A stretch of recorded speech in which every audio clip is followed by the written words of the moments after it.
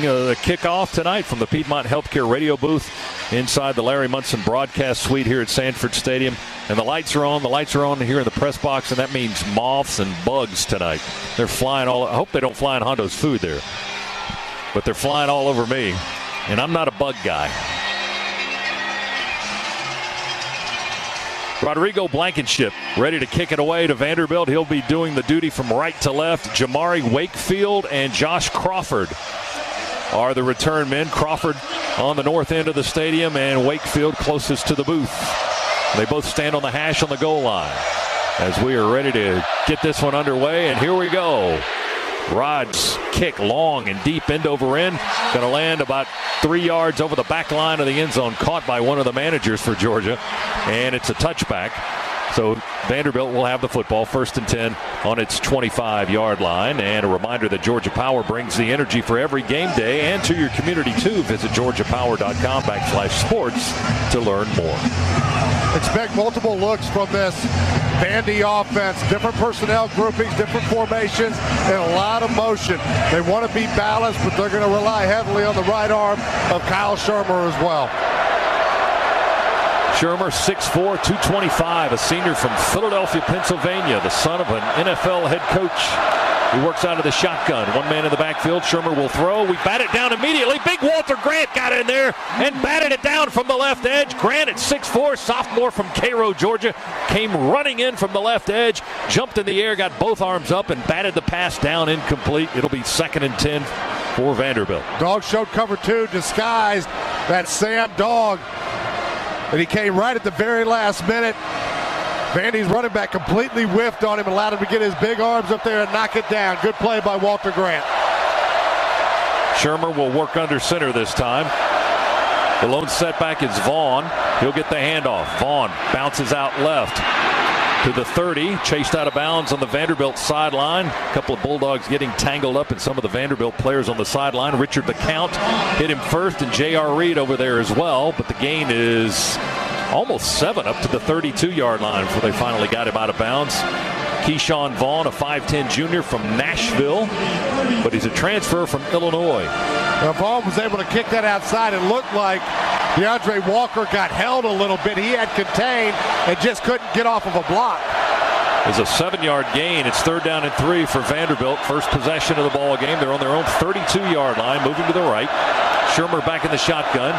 2 receivers right, 1 to the left. He's going to throw to the left. It's batted at the line of scrimmage again. The Dogs tipped it. This time Tyler Clark got a piece of that ball and knocked it askew, and it flutters to the ground incomplete. It'll be 4th down for Vanderbilt.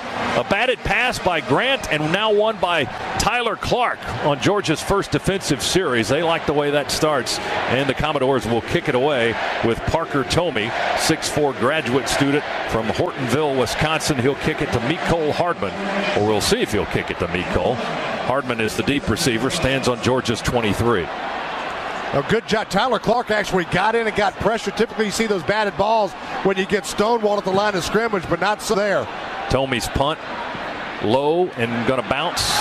Hit on the 25, bounce to Hardman. Fields it at the 18, coming to the near side to the 30. Flags down behind him. Hardman stumbles, jumps over a blocker trying to go low and out of bounds around the 45, but a couple of flags behind the play, and more than likely that's going to come back. Probably blocks in the back. 52-yard punt, 29-yard return on that play, and we'll check and see exactly what the flags are. Hubert Owens is our referee as they discuss it. A couple of the other officials picked up the flags and placed them right at the 30-yard line. Here's Hubert Owens with the explanation. During the return, holding, receiving team, number 87, 10-yard penalty, 1st down. So that's going to mark it back 10 yards from the 30 to the 20. Southwest Airlines has low fares from Atlanta to over 90 destinations you love. And we're going to go to a destination we like, the Cooks Pest Control sideline. That's where Chuck Dowdle is. Chuck. Yeah, guys, you know, Shermer is 6'4", and we batted down 2 passes at the line of scrimmage. I don't know what that says about his delivery, but it ain't good. Maybe our lineman got some ups. Well, in both cases, we had closed the gap on Shermer, so very close in proximity to him. So just had to stick a big arm up there. Dogs on 1st and 10 from the 20. Play fake by Fromm to Holyfield. He'll whip the ball over to Hardman instead, who's twisted around, does a 360 at the 25, stays on his feet for another yard to the 26, stopped by Frank Kopp at the safety. A 5'11 redshirt sophomore from Fort Lauderdale for Vanderbilt. The gain is 6 up to the 26. 2nd down and 4 coming up for the Dogs. Vandy has shown a lot of zone coverage so far throughout this year. True to form there. They just came out in a zone look. We go quick game and just hit a quick slant. Riley, Ridley, and Hardman to the right. And Fromm's going to lollipop one to the near side, thrown to Godwin, but the ball landed about 10 yards downfield as Godwin looks to the sideline as if perhaps there was some confusion on his route or the throw by Fromm. It's an incomplete ball, and it'll be 3rd down quickly for the Dogs. 3rd and 4 from the 26. Looked like a run-pass option there, and Godwin got confused. He was actually blocking a man downfield. Fromm got up and had the look that he wanted. Single coverage on the outside and a lot of room on the sideline to loft it up, but just not on the same page. DeAndre Swift checks in the backfield. He'll go out for a pass. Fromm will throw in Godwin's direction. Is broken up from behind by Juwan Williams, a 6'3 junior from Nashville. Tight man coverage on that corner. Batted the ball away from Terry Godwin. The pass is incomplete, and Georgia goes 3 and out to start the ball game. And on 4th down, we'll send in Jake Camarda, the freshman from Norcross, to punt it away. Dogs, again, got what they wanted. Single safety. That ball thrown a little too far upfield. We tried to go back shoulder at just a stop route to Godwin. That ball thrown on his inside shoulder, which allowed the deflection to take place. Trey Ellis, the deep man for Vanderbilt, stands on his 30. Camarda to punt it away. Flags down. The kick is in the air. It's a wobbler. Going to come down nose first, spinning. And running up to make the catch around the 38-yard line on the Georgia sideline is Ellis, where he steps out of bounds there. And another flag down back on Georgia's end of the field. That punt 36 yards. No return. May have come off the side of the foot by the freshman punter. Illegal formation, kicking team. More than 5 players in the backfield. 5-yard penalty added to the end of the return. 1st down. That's a problem that Tennessee had several times last week. Georgia has that issue tonight. So they mark off 5, give Vanderbilt the ball to 43, their own 43-yard line when we come back. Early first quarter, no score. Dogs and Commodores. Timeout on the Bulldogs Sports Network. Coach Kirby Smart here. Let's talk about the official healthcare provider of the Georgia Bulldogs, Piedmont Healthcare. Piedmont makes sure that our dogs are playing their best, and they're also there for the times they're not. But you don't have to be a college athlete to get bumps and bruises. With urgent care, same-day appointments, virtual visits from your smartphone or desktop, and Piedmont Quick Care at Walgreens, they've got the care you need when you need it. Booking an appointment is only a click away. So for game day and every day, get better at piedmont.org/UGA. This football season, Regions doesn't want anything to get between you and the game you love, especially not a lost or stolen card. Lockit lets you lock your card before you even report the problem. Plus, with Lockit, you can use your Regions mobile app to customize your card protection for a little extra game day peace of mind. Because we get it. Some things are bigger than banking. Learn more at regions.com/Lockit. Regions, member FDIC, data fees may apply. The Dogs are heard right here. This is the Georgia Bulldogs Sports Network. Those Southern-raised, nationally acclaimed Georgia Bulldogs. The only thing better than being a legend is a Bulldog, and you're both. Whether you're in a classroom, a boardroom, resting your paws overseas, or in Sanford Stadium screaming your red and black hearts out, you are legends. Delta is proud to be the official airline of UGA Athletics, and we're ready to take you everywhere legends need to be. Now let's hear that chapel bell ring. Delta Airlines, keep climbing.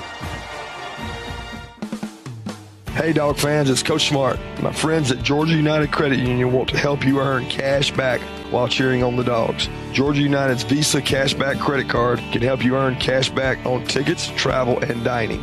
With no annual fee, you'll enjoy low introductory rates at 1.5% cash back on all your purchases. Georgia United, the official credit union of Georgia Athletics.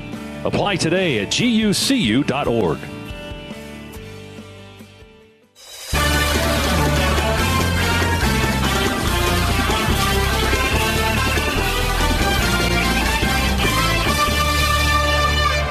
Along with Eric Zier, Scott Howard with you here in the Piedmont Healthcare radio booth at Sanford Stadium. Tonight's first half broadcast presented by Better. Better is taking charge of my health.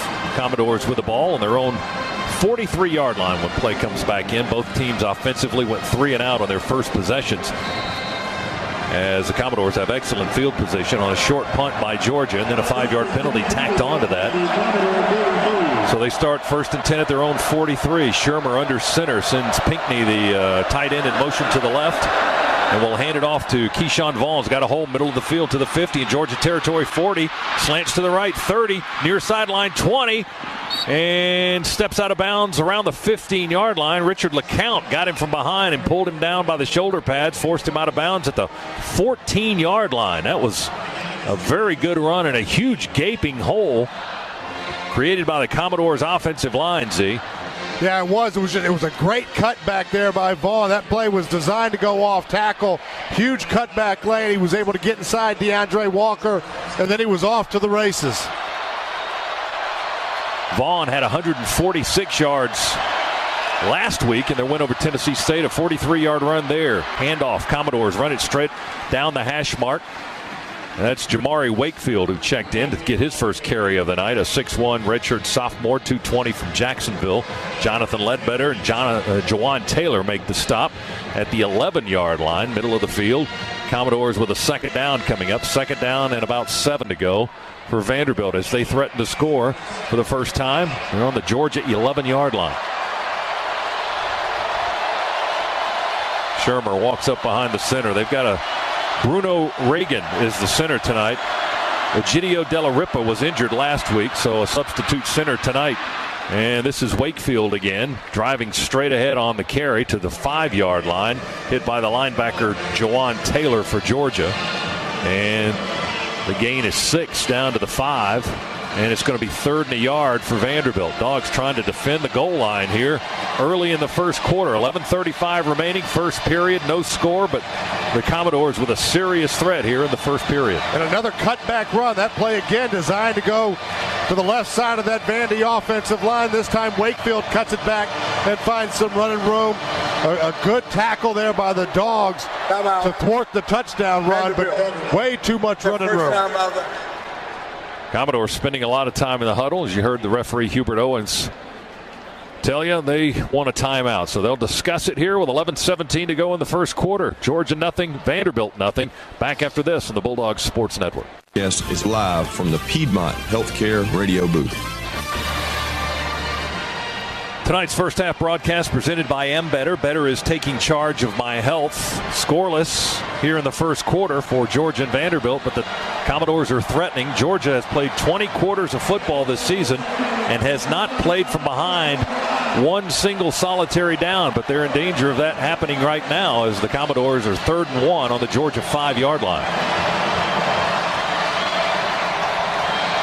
Dogs defensively with Michael Barnett and Clark and Rochester and Walker on the defensive edge. Grant sneaks up on the line too. Shermer under center on 3rd and 1. Oh, we ate him up in the backfield. Tyler Clark just gobbled up Kari Blasingame and swallowed him whole back at the 7.5. Wow. Did he explode through the line of scrimmage, Z? Did he ever time the snap count absolutely perfectly, split the gap, and then just destroyed the Commodores in the backfield. Wow, what a play. Tyler Clark, loss of 3 back to the 8. They'll try a field goal with Riley Gay, a 5'10 junior from Naperville, Illinois, 4 of 8 on the season, just 1 for 3 kicking field goals last week. This is pretty much a chip shot, however, from the 16, a 26-yard try between the hashes, kicking to the right, and the kick is up, and the kick is good, and the Commodores have the lead 3-0 with 10:30 to go here in quarter number 1. So the Dogs behind. We trail for the first time this season, but it could have been a lot worse, save for Tyler Clark's big play on 3rd down and a yard, forcing the Commodores to try a short field goal. Yeah, a couple of big runs there by Vandy to get them in position. The poor punt gave them very good field position to start that drive. The one cutback run by Vaughn that got him down inside the red zone, then follow that up with another one Dogs defense stiffened, obviously, after that. Yeah, Vanderbilt goes 50 yards in 5 plays. The big play on that possession was Keyshawn Vaughn's 43-yard run to set up the field goals. A 25-yard kick by Riley Gay, the walk-on kicker. Took 2:41 off the clock, and it's the Commodores 3-0 here in the first quarter. The Champions for Charity game is on. Every time Georgia wins, Camp Twin Lakes, the Salvation Army, and Children's Health Care of Atlanta will win because Walton Gas will donate $1,000 to these local charities. And for every bowl game the Dogs win, Walton Gas will donate $5,000. Everyone's a winner with Walton Gas. Gay to kick it away for Vanderbilt. Nicole Hardman, the deep man, in the end zone. Kick towards the middle of the end zone will land about halfway deep. Hardman will watch it bounce. They'll blow it dead. It's a touchback. Dogs will have the ball 1st and 10 at our own 25-yard line, trailing for the first time this season 3-0. Let's pause 10 seconds. Station identification here on the Georgia Bulldogs Sports Network.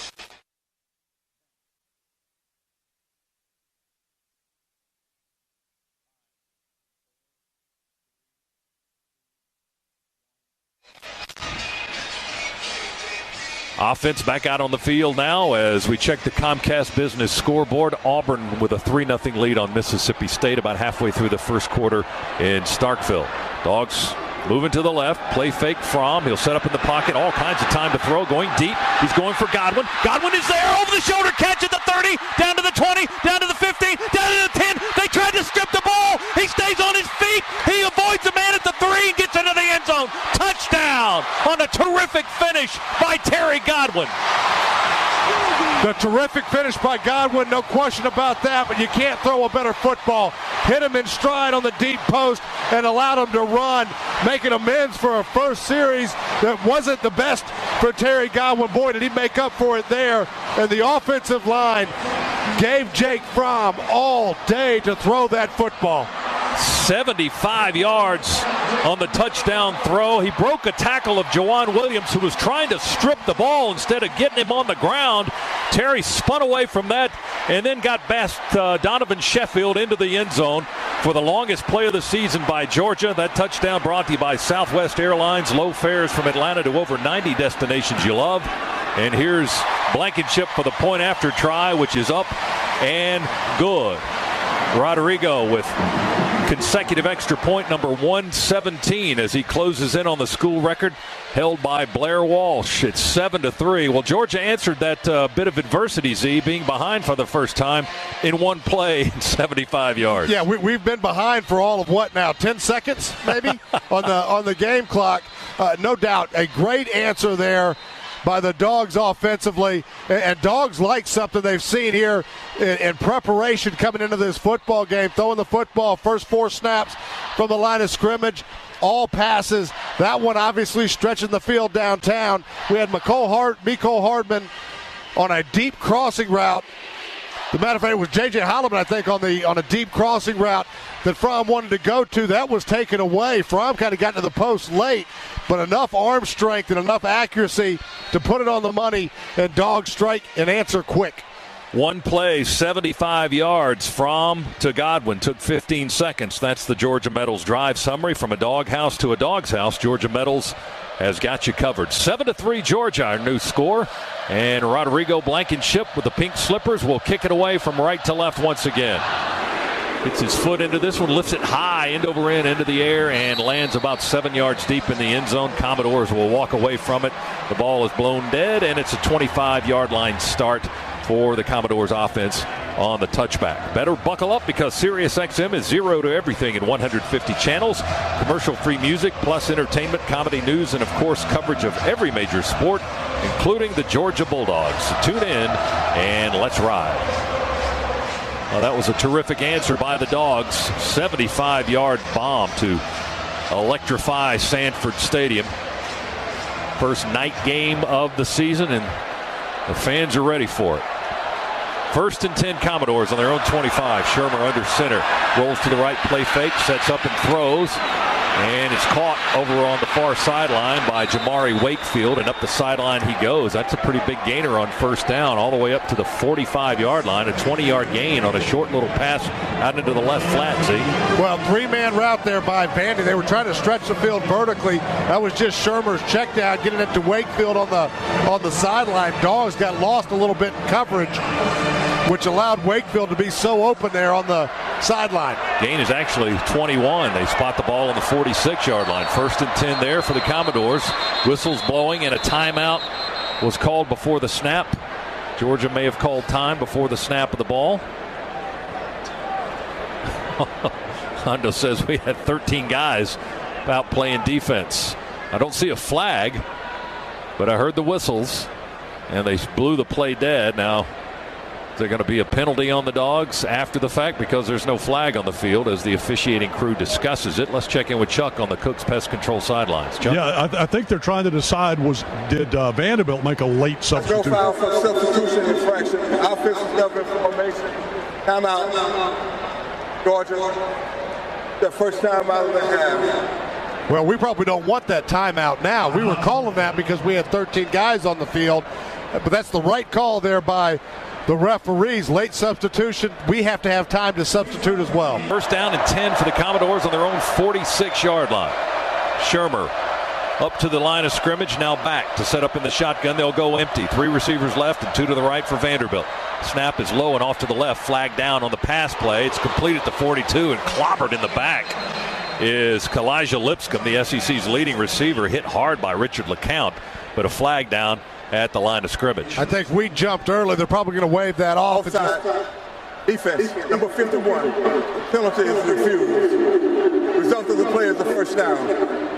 Well, you were correct, Z, and Lipscomb feeling the effects of that hit by LeCount, but the news for the Commodores, they've got the ball on the Georgia 41-yard line.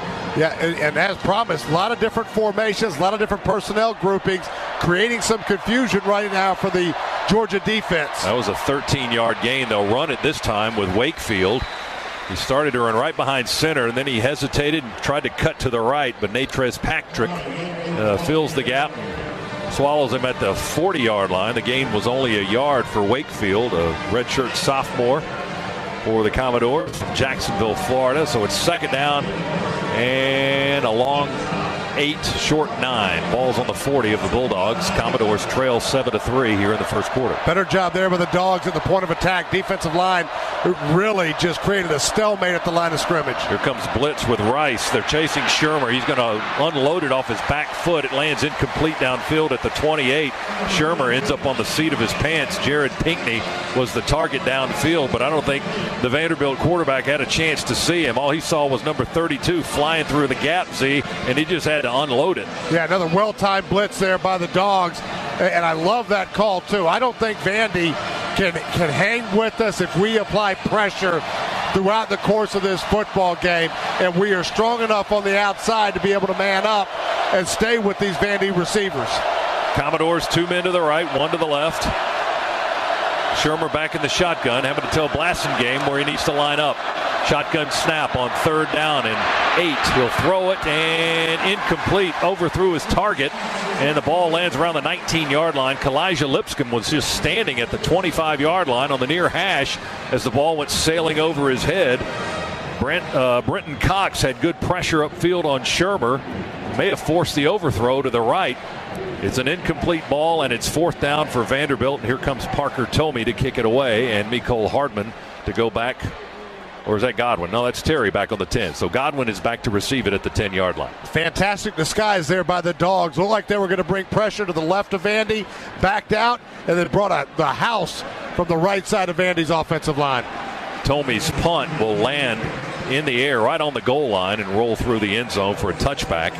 And the Dogs will have the ball at the 20-yard line, leading Vanderbilt with 8:25 to go first quarter by a score of 7-3. And right now, 1 in 4 car batteries is about to fail, so think ahead and have yours tested for free at your local Advance Auto Parts. If you purchase a new battery, they'll install it at no cost.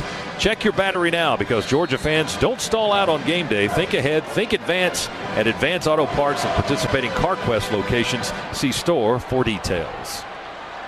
Dogs 1st and 10 on the 20, leading 7-3. They'll send it out to the right on the throw to Mecole Hardman, trying to set up a screen out to the right.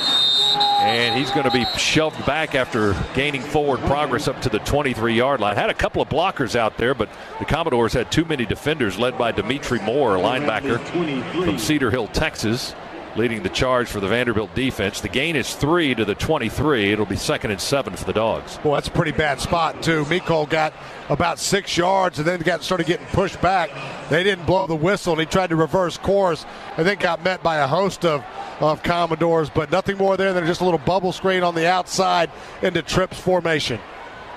Got a bunch formation left in edge of the line of scrimmage. We'll run it with Swift, and Swift spins off the right side at right tackle up the hash mark close to the 30, and beyond it he got the first down. Ball just across the 30-yard line. Linebacker Jordan Griffin makes the tackle for the Commodores. He's their leading tackler on the team, 4th in the SEC. Swift with a first down run brought to you by Scana Energy. 1st and 10 Dogs from the 30. Zone play there by the Dogs. Good patience by Swift, and a nice block by Charlie Warner leading the way on that one. So Fromm drops back in the shotgun. Swift stays in the ball game just behind Fromm's left shoulder. Werner moves from right to left edge. Play fake Swift. And a throw to Hardman with guys draped all over. The pass is incomplete. Here come flags at that play, and also 2 flags in the Georgia backfield. So we're probably going to have offsetting fouls here on this particular play.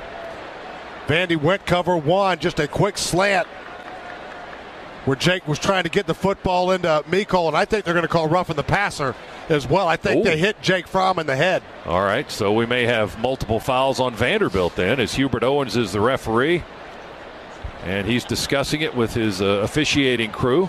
If that's the case.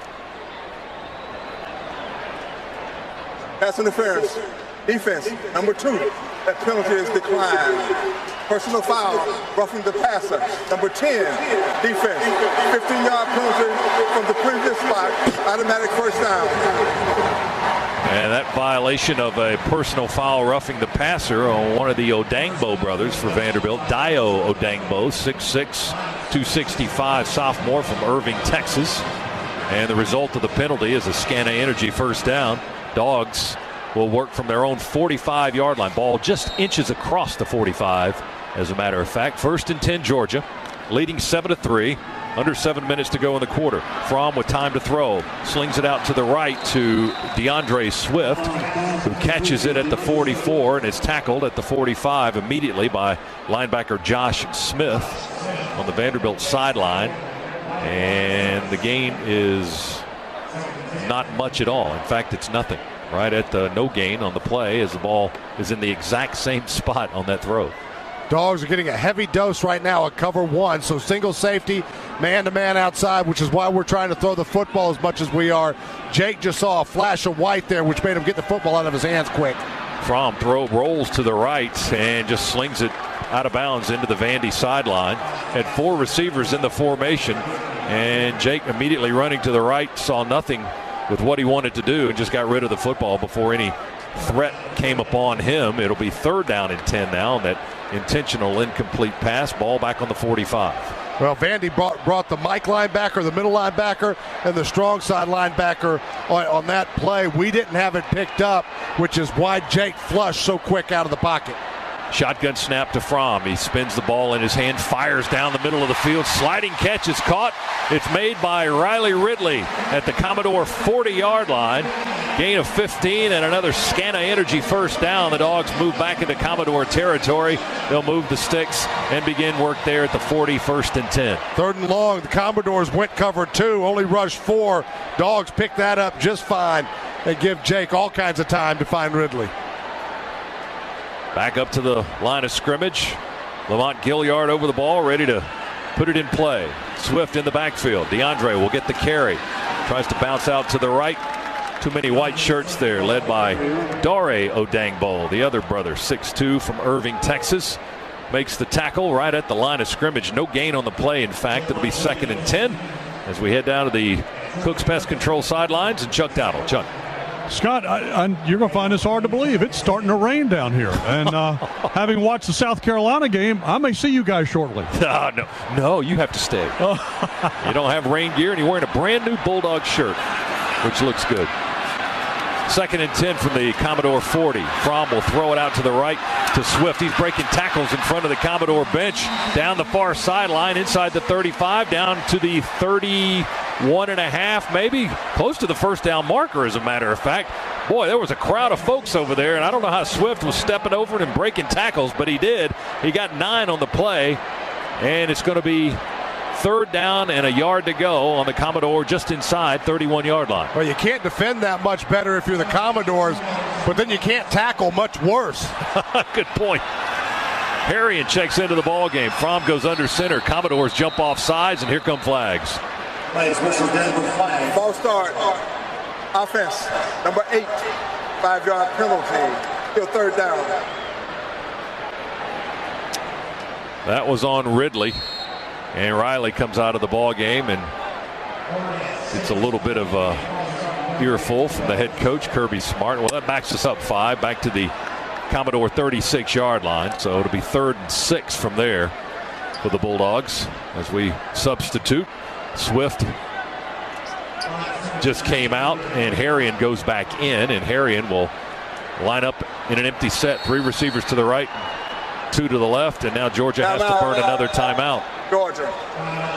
The second time out of the half. We were running out of time making those late substitutions, so we'll call a time and get everything straightened out. Dogs with the ball on the Commodore 35.5. Looking at a 3rd and 6, when we can pass from Jake Fromm to Terry Godwin to give the Dogs the 7-3 lead, and that's where we stand here with 4:07 to go in quarter number 1. Dogs 3rd down and 6 coming up from the Commodore 36-yard line. Comcast Business Scoreboard. Alabama clobbered Arkansas 65-31. Texas trimmed Oklahoma in the Red River shootout there, 48-45. Field goal with about 9 seconds left to win it for the Longhorns. Florida defeated LSU a little while ago, 27-19. Here we go, 3rd down and 6 for the Dogs. Fromm back in the shotgun. Swift offset to his left. Fromm will throw it to DeAndre. Flag down in the vicinity of the lineman. The pass is caught by Swift in the backfield. He's up to the 35, and now Georgia has a player shaken up. Solomon Kinley slow to get up. Let's check the flag. Donovan Sheffield made the tackle on Swift out here on the near side on that throw. But Kinley being tended to by Georgia's medical staff. We've already got one man down, Ben Cleveland. And now Kinley is shaken up on this play.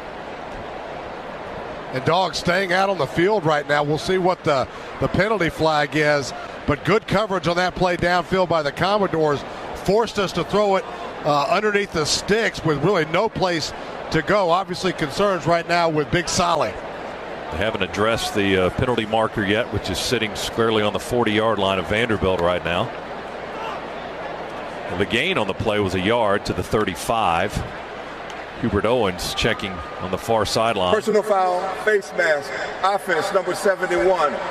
15-yard penalty, replay 3rd down. Well, that's on our left tackle, Andrew Thomas.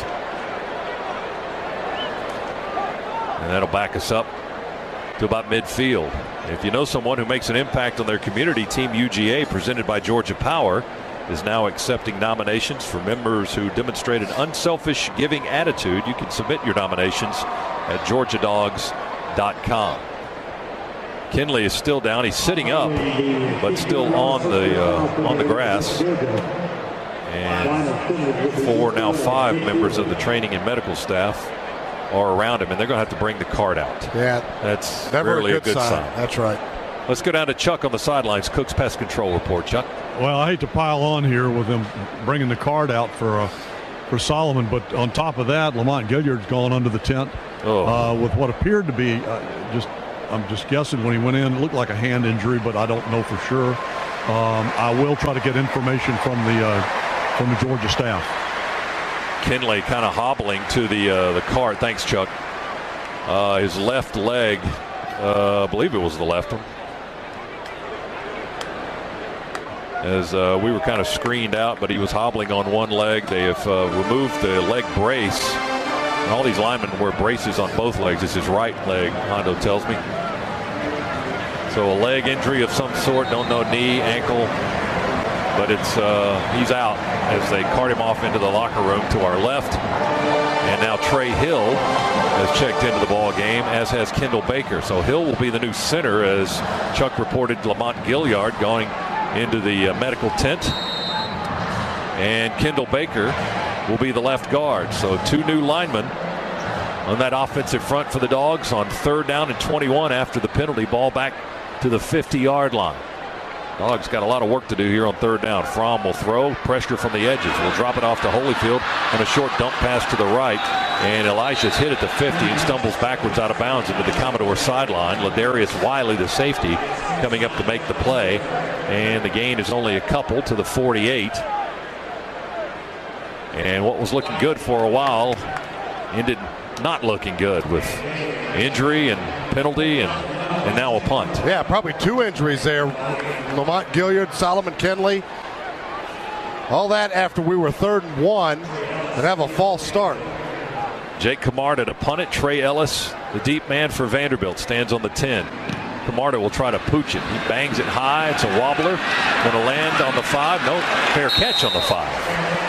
And so Ellis, backed up inside his own 10-yard line, makes the catch at the 5-yard line. We'll take it. That works just as well. 43-yard pooch punt, and the Commodores in a hole on their own 5. No return on the play. And Vanderbilt will come out on the offensive end, starting at their own 5-yard line now. Georgia leads at 7-3, 3:11 to go, first quarter. And the Dogs, a couple of offensive linemen down. We'll try to keep you up to date on any news that we get medical related on Solomon Kinley and Lamont Gilliard. Commodores huddle up back on the goal line, Z. Well, the offensive line position, one of the deepest on the Dogs team. Thank goodness, with all the injuries that we've had and seen already this year, next man up becoming the mantra. No kidding. Handoff by the Commodores. Keyshawn Vaughn, the 5'10 junior from Nashville. Nowhere to go there. Hit right at the line of scrimmage. Michael Barnett, the defensive lineman, and Walter Grant, the outside linebacker, and stop him right at the line of scrimmage for no gain. 2nd down and 10 for the Commodores. Ball is on their own 5-yard line. Another great push by the Georgia defensive line. Just nowhere for Vaughn to go on that one. And again, Vaughn starting to emerge for the Commodores as their best running back. 17 carries, 146 yards, had a 78-yard run for a touchdown in their narrow win over Tennessee State last week in Nashville. 2nd and 10 from the 5. They'll run it again, just try to get it out of a hole. Up the far hash.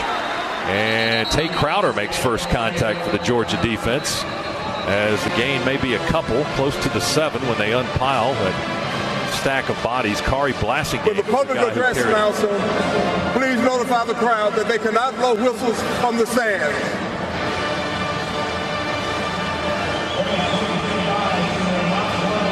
And there you are. Well, Hubert Owens just kind of did that, didn't he? Everybody in the stadium can hear him. But Dr. Whitmire will repeat his plea. Can't blow whistles from the stands. The second time out of the half. Please reset the game clock. 2 minutes, 20 seconds. Hubert Owens said the Commodores called timeout, but they were up to the line of scrimmage ready to snap the football. A little bit of confusion there. Did they call time or not? Well, apparently they did. They're going to take it. Well, we're meandering our way through this first quarter here. 2:20 still to go. The Commodores with a 3rd and 8 coming up after the timeout. 7-3 Georgia leads as we check the Comcast Business scoreboard. Auburn 3, Mississippi State 3 now. Early minutes of the second quarter in Starkville. And right now, if you come in, you can get exceptional offers on all BMWs in stock. Visit one of your Atlanta area BMW centers today for a test drive. Proud to be the official luxury vehicle of Georgia Athletics. Visit BMWATL.com for more offer details. Another SEC score on the Comcast Business scoreboard. Kentucky 7, Texas A&M nothing. 2 minutes to go in the first half. Let's go down to the sidelines. Chuck Dowdle, Cook's Pest Control Report. Chuck? Well, what I'm hoping is a sign of good news. Lamont Gilliard's out from under the medical tent. He does have ice on his right hand. So the fact that he's staying out here, got the ice on the hand, I think is a good sign. Maybe he'll be able to get back in here pretty soon. That's his snapping hand, right? He is right-handed. And I see him standing down there in near your vicinity where the tent used to stand, and they fold it back on the ground. And Lamont trying to ice down the hand without his helmet on. Georgia Power brings the energy for every game day and to your community too. Visit georgiapower.com/sports to learn more. Commodores 3rd down and 8 in a heap of trouble back on their own 8-yard line. Dogs with an opportunity here to get some good field position if they can hold on this 3rd down try by the Commodores. 4-man front for the Dogs. Shermer back in the shotgun. And Blasingame in the backfield.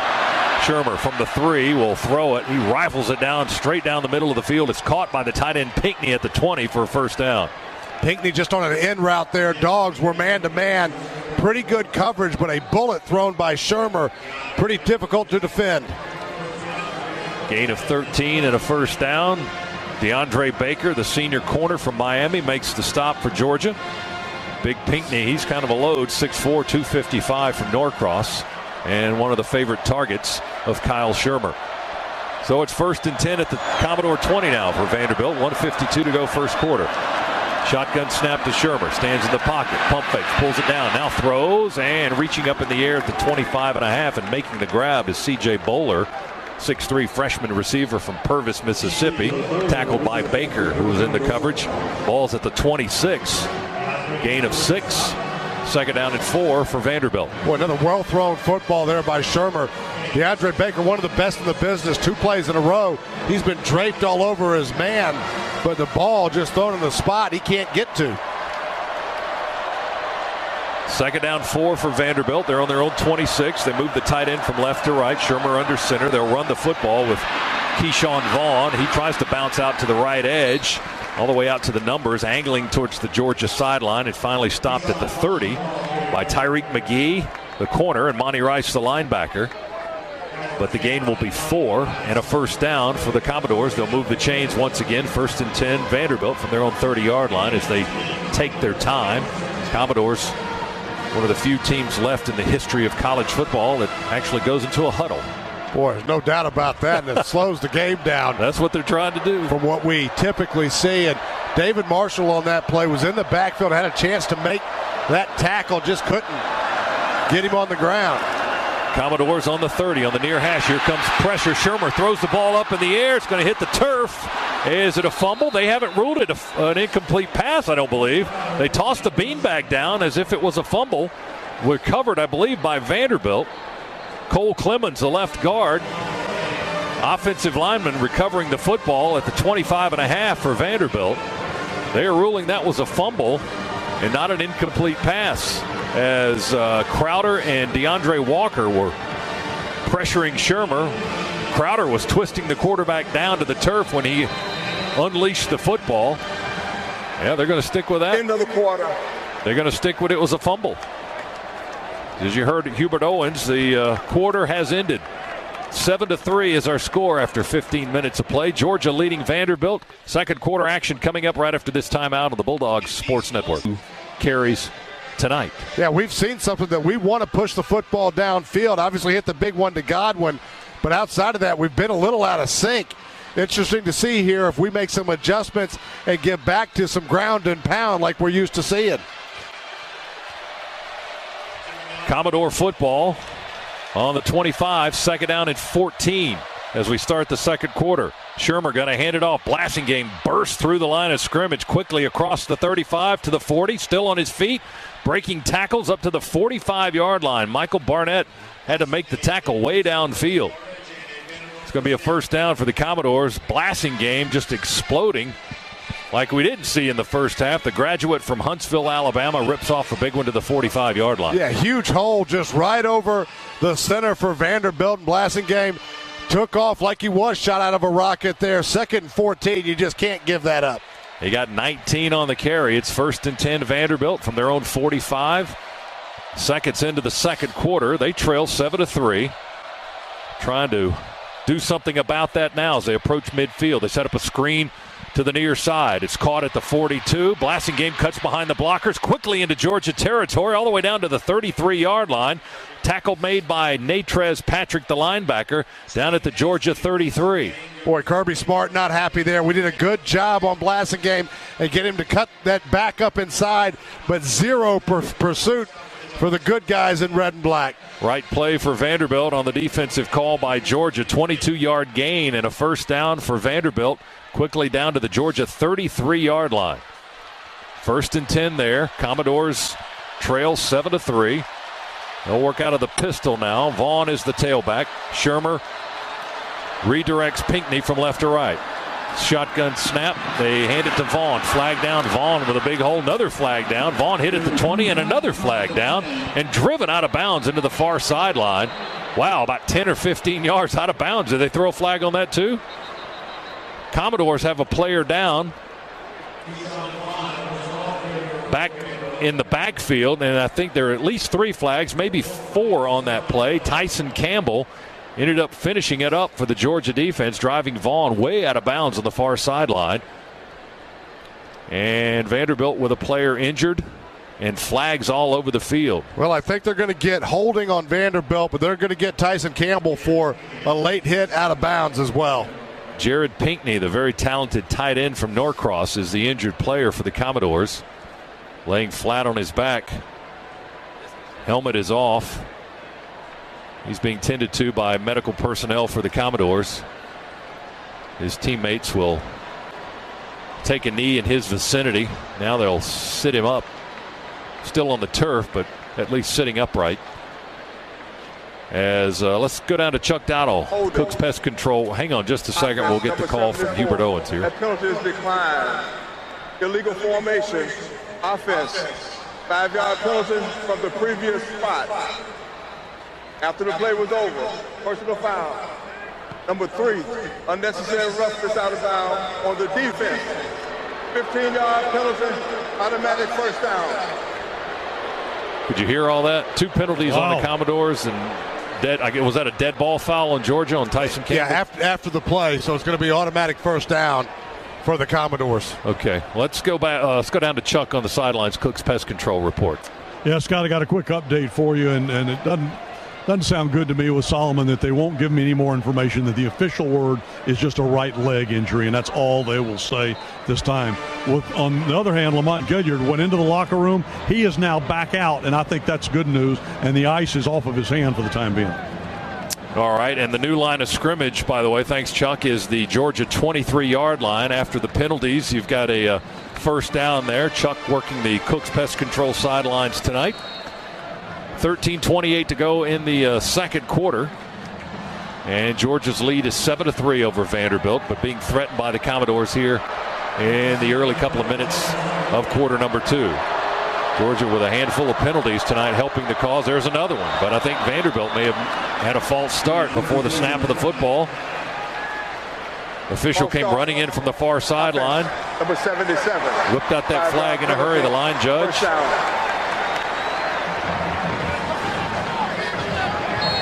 And I couldn't necessarily hear Hubert Owens on that call. Was it Cochran? Devin Cochran, the right tackle, perhaps. 77, I think is what I heard. Yeah, I think it was. So a little bit of help there for the Dogs. 1st and 15 now, but boy, pretty sloppy. Yeah. First quarter and start of the second quarter here, really for both teams. Commodores back on the Dogs 28 now after the 5-yard walk-off. Shermer goes under center. Handoff, Blasingame. Blasingame at left tackle. We'll get a handful of yards to the 26, just a couple, and stopped by a host of Bulldogs led by Jonathan Ledbetter and freshman defensive lineman Jordan Davis from Charlotte, North Carolina. Big kid, 6'6" and 320. Takes up a lot of space there in those gaps. Ball is between the 26 and the 27 of the Bulldogs. Commodores starting to rack up yardage already. 154 yards on the afternoon, 80 of them on the ground. Ball on the Georgia 26. Handoff, Blasingame. He stumbles taking the handoff. Patrick makes first contact in the backfield, but Blasingame, I think, was able to keep his feet, or no? Jordan Davis didn't make the stop. Although one of the officials going to spot the ball back at the 28, so maybe the knee touched the ground there on the stop by Patrick. I think it did. That's what they're spotting. So loss of 2 back to the 28, 3rd long for the Commodores. Tyler Clark right now is just dominating the Vanderbilt offensive line, able to get into the backfield on that one. Not in on the play, but he is just a force. Rochester's in the middle. We've got Jay Hayes in the ball game as well. Shermer going to roll to the right, throw on the run, and it's caught at the 21 by C.J. Bowler. Ball is loose as he was hit around the 14-yard line. Quick pile-up may have resulted in covering it up by Vanderbilt. Richard LeCount with the hit and the forced fumble, but the Commodores able to fall on the football. It's close to the first down marker, but not beyond it. So it's going to be 4th down, I believe, for the Commodores.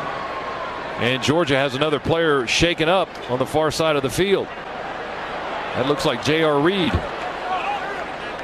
He's on his knees with his head on the turf.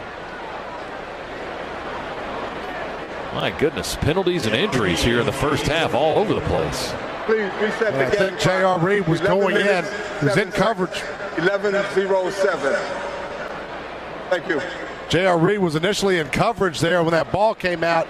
He tried to jump in on it late and took the brunt of the hit there from a couple of different people. One Vanderbilt Commodore, a couple of dogs chasing after the ball. Officials have spotted the ball at the 14-yard line. It's a 14-yard gain, and it's about a yard shy of the first down. It's 4th and 1 for Vanderbilt, but again, an injury timeout for Georgia. J.R. Reed shaken up on the play. Nissan knows game day is all about the game-winning drive, so Rogue has available technologies that'll help make the day's best drive getting to the stadium.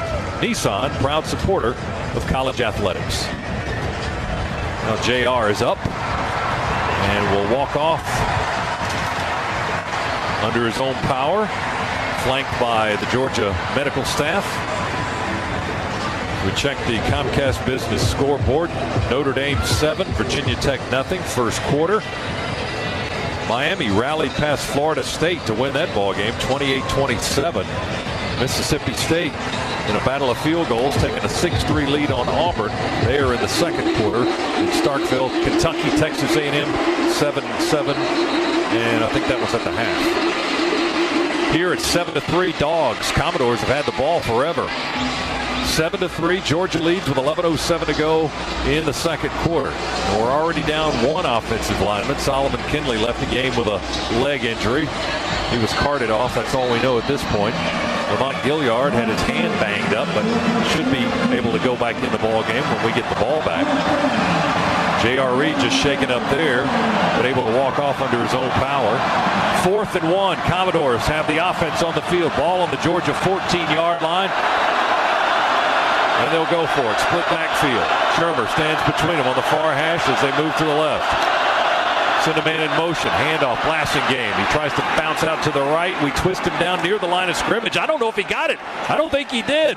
Jordan Davis, the big space eater, 6'6" and 320, wrapped him up around the waist and tried to sling him back. Are they going to measure? Hubert Owens. Yep, they're going to measure. They've spotted the ball just inside the 14-yard line. They need to get to the 13. I think they're going to be short, Z. Well, by the spot, when you look on the replay, they look short on the spot. We'll see how they're going to, when you get a better view on the replay, might change where they're spotting this thing. Is going to be awfully close, though. They're going to stretch out the sticks. Georgia defense thinks they stopped him. Oh, yeah. About a half a yard. Ball goes over on downs. The Dogs with a big stop here in the first half. 10:35 on the clock, second quarter. Dogs come up with a 4th and 1 defensive stand and will take over around the 13-yard line. Jordan Davis, the freshman, got in there and wouldn't let Blasingame go once he got his claws on him. He got welcomed on the Georgia sideline after that play. Well, Dogs brought another linebacker blitz. We've been very successful with that, timing up the snap count of Shermer and just creating disruption in the backfield. Timeout here at Sanford Stadium, 10:35.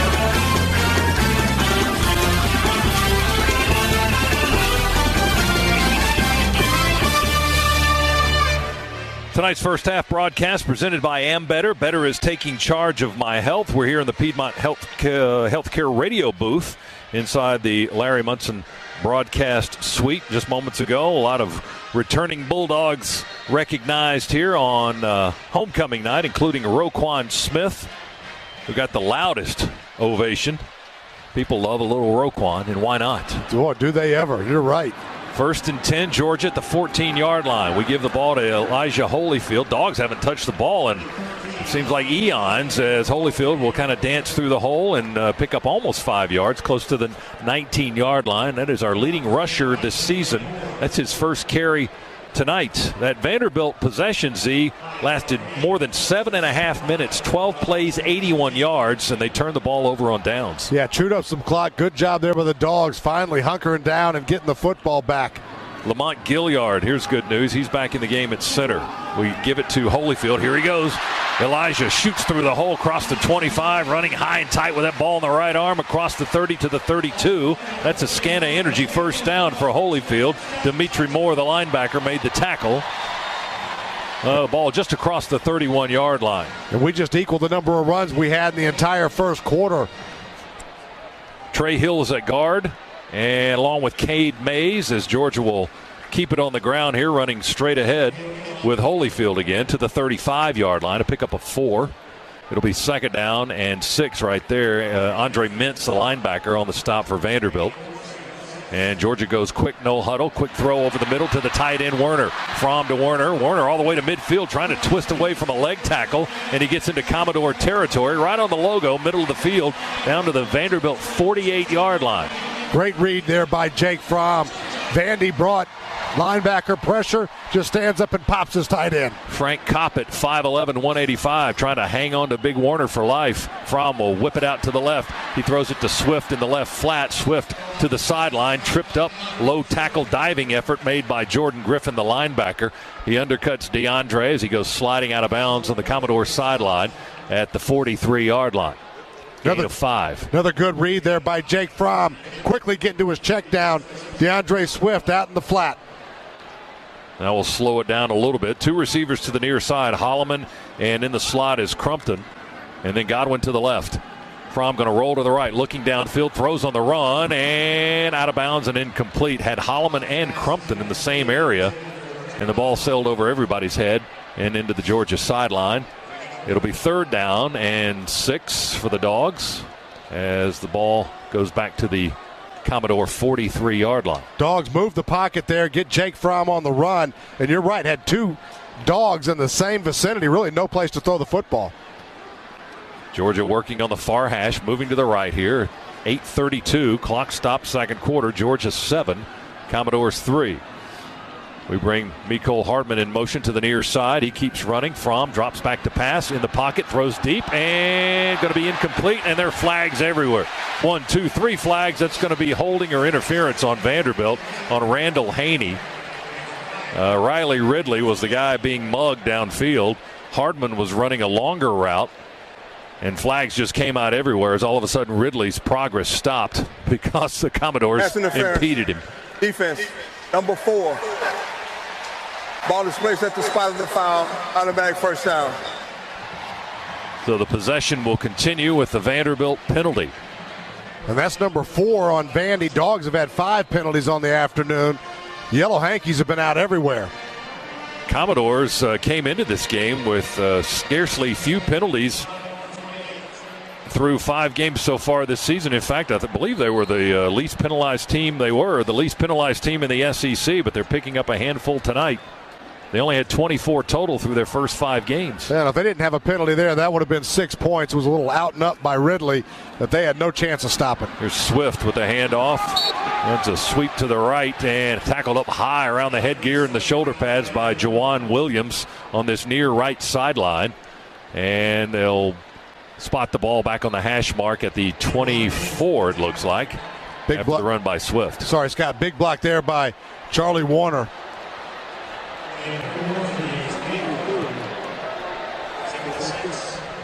Second down coming up, and Josh Fields will come into the ball game for the first time at quarterback. Justin Fields, excuse me. Josh Fields plays for the Dodgers, doesn't he? He gives it off to Holyfield. Holyfield's got nothing but room on this right side. 20, 10, 5. He dives near the pylon, and he crosses the goal line. Touchdown. The dive got him in there. Boy, talk about the influence of Justin Fields right there. All it was a read option, but Vandy, all of them went with Justin Fields and left Holyfield all by his lonesome there.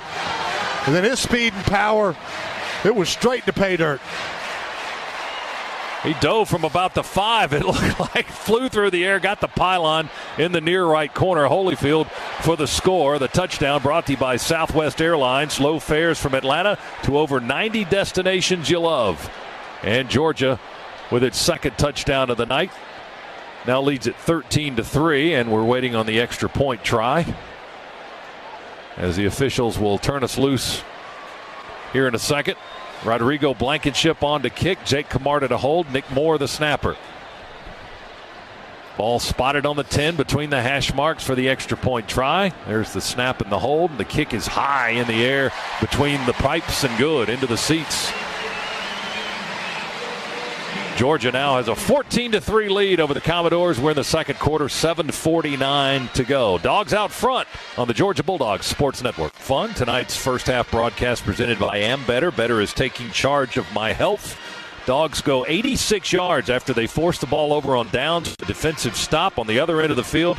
86 yards, 8 plays. Holyfield, 24-yard touchdown run. Dogs 14-3 is the score, and that's the Georgia Metals drive summary. From a doghouse to a dog's house, Georgia Metals has got you covered. Here's Blankenship for the kick.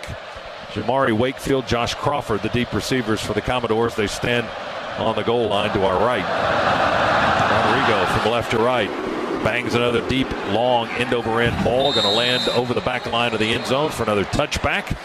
And it's 1st and 10 at the 25 for Vanderbilt. Our new score now 14-3. Georgia with the lead. Vandy's done a good job in between the 20s. Obviously stalled there at the end of that drive and turned it over on downs, but pretty successful with what they're trying to do offensively. Kyle Shermer, 6 out of 10, 88 yards.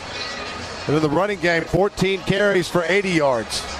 And Z, after we only ran it twice in the first quarter, we got back to business. 5 runs on that scoring possession there. 3 passes, 5 runs, including the touchdown run by Holyfield. Yeah, it was really the spark to the offense as well. 1st and 10 Commodores on their own 25. Shermer under center, stretch handoff to Wakefield. Running this way, Jamari Wakefield angles to the near side. Flag on the far side of the field back at the 20-yard line. Going to go against the Commodores, I do believe. And that'll wipe out illegal formation, offense. 5 players in the backfield. 5-yard penalty, still first down. So the ball will be back on the 20, 1st and 15 there for the Commodores. They place it on the far hash mark as the Commodores try to move to our left as we view it from the Piedmont Healthcare radio booth. 7:30 to go, first half. We're in the second quarter. Dogs with a 14-3 lead. Shermer's got 3 receivers to his right and 2 to the left. They go with an empty set. He's in the shotgun. The senior claps his hands, gets the snap, throws it over the middle. A short low pass to Lipscomb is caught around the 20. Kalijah Lipscomb hasn't been heard from too much tonight. Monty Rice right on top of him to drag him down as soon as he caught the football at the 23-yard line. And the game was 3. And it'll be 2nd down and 12 now for Vanderbilt. Ball between the hash marks. Dogs there sat back in cover 3, forced that football to be thrown in front of them. Good job by Monty Rice coming up and making an open field tackle. Lipscomb had 43 catches coming into tonight, leading the SEC in that category. He's got 2 this evening. Shermer in the shotgun. Wakefield in the backfield to block. Shermer will unload, throw. He's got a man open on the near sideline at the 41. And that is Trey Ellis. It's caught and out of bounds is the Commodore receiver at the 43. Richard LeCount pushing him out of bounds. But that's a 20-yard pickup and a first down for Vanderbilt. Boy, just way too much space. Dogs play cover 2 there. DeAndre Baker came up pretty hard on the flat route underneath. That football well thrown, but way too much space. So 1st and 10 at the 43 now as Bruno Reagan squats over the football for Vanderbilt. Shotgun snap. They'll keep it on the ground, and Wakefield hit behind the line of scrimmage. Did he get back to the line of scrimmage? Jonathan Ledbetter got back in there with upfield penetration. Here's Rochester hobbling to the near sideline. Another injury to another Georgia player now. Big number 5 gets to the sideline. They'll take a look at him as he hobbles out of the game. Ball's at the 42. Lost a yard on the tackle by Ledbetter. It'll be 2nd 11 for Vanderbilt. Ball on their own 42. Boy, Dogs in spurts here doing a good job on the defensive line. And then we'll have 1 or 2 plays where we just get creased. Barnett, Clark, and Ledbetter across the line. Also outside linebacker Walker with his hand on the grass. Shermer with pressure. Try to set up a screen to the right. Caught, catch is made at the 40, and that's Josh Crawford up the near sideline into Georgia territory. He had enough blocking and enough space over there to get to the Georgia 45-yard line. And that's a gain of about 12 and a first down. Ledbetter and Barnett had upfield pressure. Did they come down and make the stop as well? Yeah, they did. As soon as they saw it was a screen pass to the near side, they reversed their course. Came down, got in on the tackle. Dogs again brought linebacker pressure there.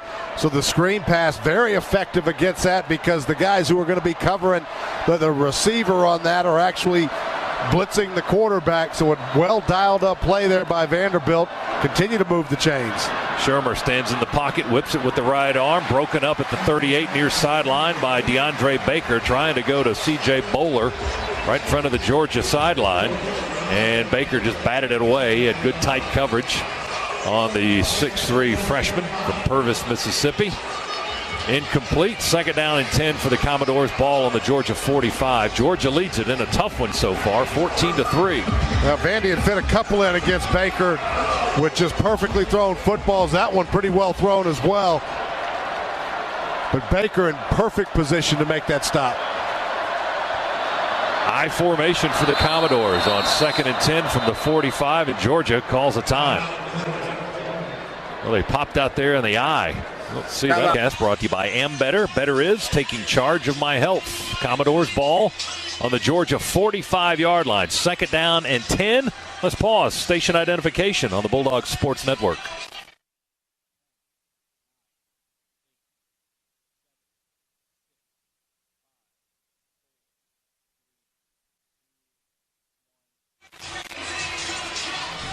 Commodores have 203 total yards of offense, the most Georgia has yielded in the first half this season, but only 3 points, see? So that's the good news. Yeah, well, we get the turnover on downs instead of Vandy trying to kick a field goal there, so a big stop. But between the 20s, they've been moving the football. 2nd and 10 here in Georgia territory. Ball's on the 45. Commodores moving left to work on the near hash. Shermer with pressure will throw, and it is incomplete over the head of his intended target, Sam Dobbs, one of their many tight ends, 6'4 senior from Douglasville, Georgia. Dobbs around the first down marker at the 35. Ball sailed over his head, landed incomplete. It'll be 3rd down and 10 for Vanderbilt. Clock stops now with 4:25 to go in the quarter. Natrez Patrick there in coverage. Dogs played cover 2, and Natrez able to undercut that route in his 2-deep zone drop. Dogs with Clark and Jay Hayes, defensive linemen. We got Cox in there at the left edge and Walker on the right. 3rd down and 10 for the Commodores on the Georgia 45. There's the snap to Shermer. He backs up to his 45. Will throw it powerful and hard. It's caught at the 30, and then he's clobbered by Richard LeCount, whose helmet came off. C.J. Bowler able to hang on to the football, but he took a serious hit by LeCount, who lost his hat and has to come out of the ball game.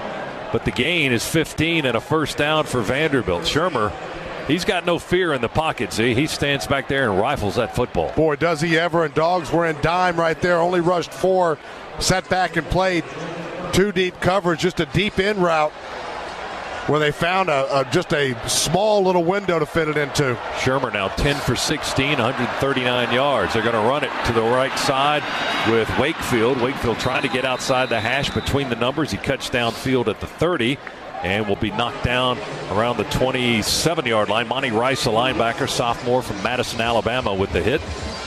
And the gain is about 3 or so. 2nd down and 7 for the Commodores. They take their time. They huddle up. Dogs make some defensive changes.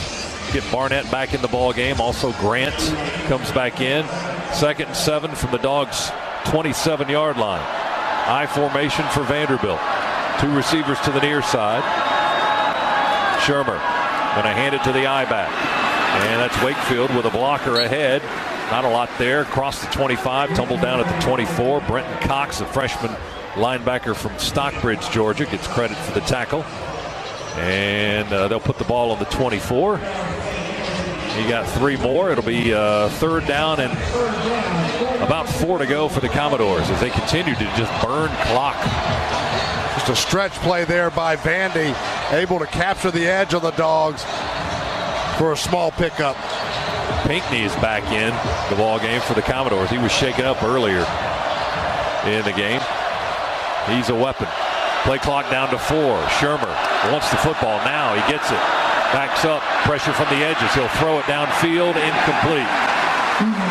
Dogs had Cox and McGee in the backfield.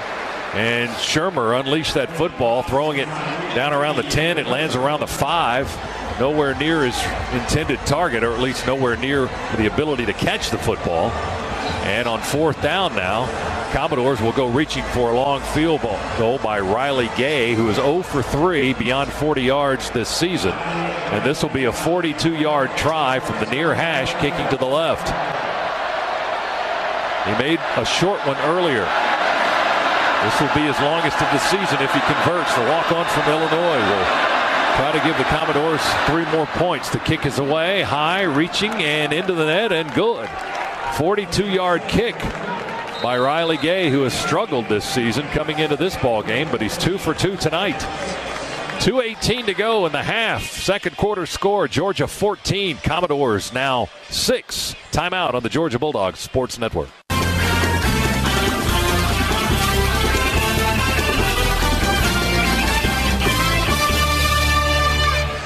The 2nd quarter recap presented by Ag South and Ag Georgia Farm Credit. Loans for land and farm. It was 7-3 Georgia coming out of the 1st quarter. Dogs took a 14-3 lead on a 24-yard Elijah Holyfield touchdown run. And then the Commodores just seconds ago added a Riley Gay 42-yard field goal. It's 14-6 as the Commodores will kick it away.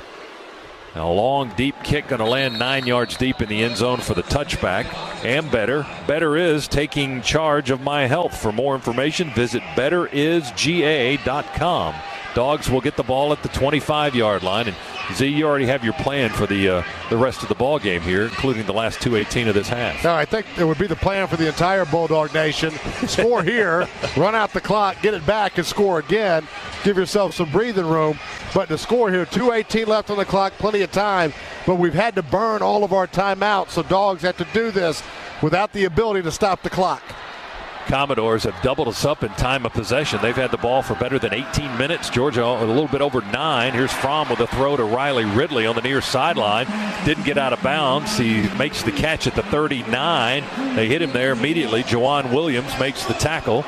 And the gain is 14 up to the 39. 1st and 10 for the Dogs. Plenty of time. 2:03, now 2:02. Fromm in the shotgun. Swift in the backfield. Jake stands in the pocket, will throw, lobs it over the defense, finds tight end Isaac Nauta on the near sideline. He makes the catch in Commodore territory and then tiptoes for about 10 more yards down to the 33-yard line, shoved out of bounds by the safety Ladarius Wiley. So 2 plays, Z. We've moved from our 25 down to the Commodore 33. Yeah, great touch on that pass there from Jake Fromm. Just a little corner route. We held the safety with the hitch route underneath that corner by Isaac Nauta. You can't place it in a better spot than Jake Fromm just did. Big 28-yard gain on the pass play to the junior tight end from Buford. 1st and 10, Georgia at the Commodore 33. Fromm will throw over the middle. There's Nauta again. They left him uncovered. Makes the catch at the 26 and down to the 21. Stopped by Jordan Griffin. Another 1st down for the Dogs. And a 7-yard, more than a 7-yard pickup, about a 9-yard pickup.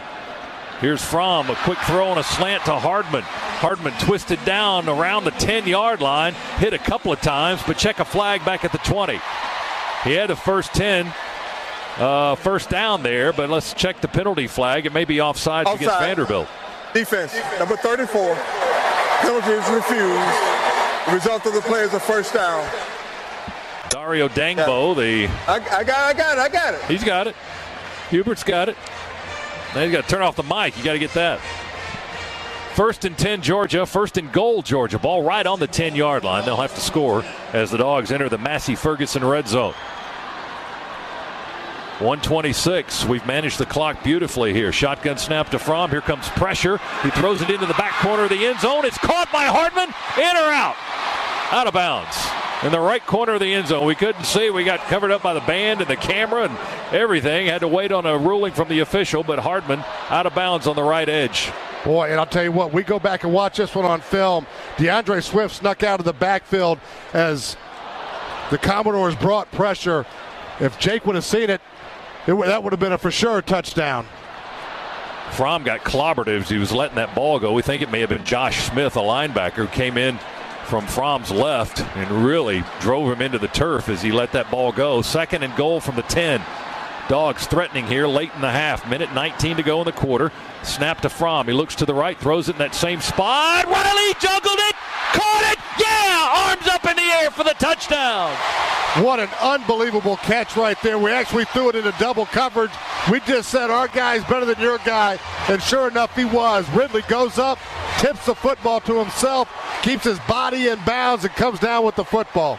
10-yard pass from to Riley Ridley. He did kind of tip it, juggle it to himself, got the feet in bounds, made the catch. Dogs get the score. Wiley and Williams, the two secondary men for Vanderbilt, were right there in coverage, but Ridley was better on that play.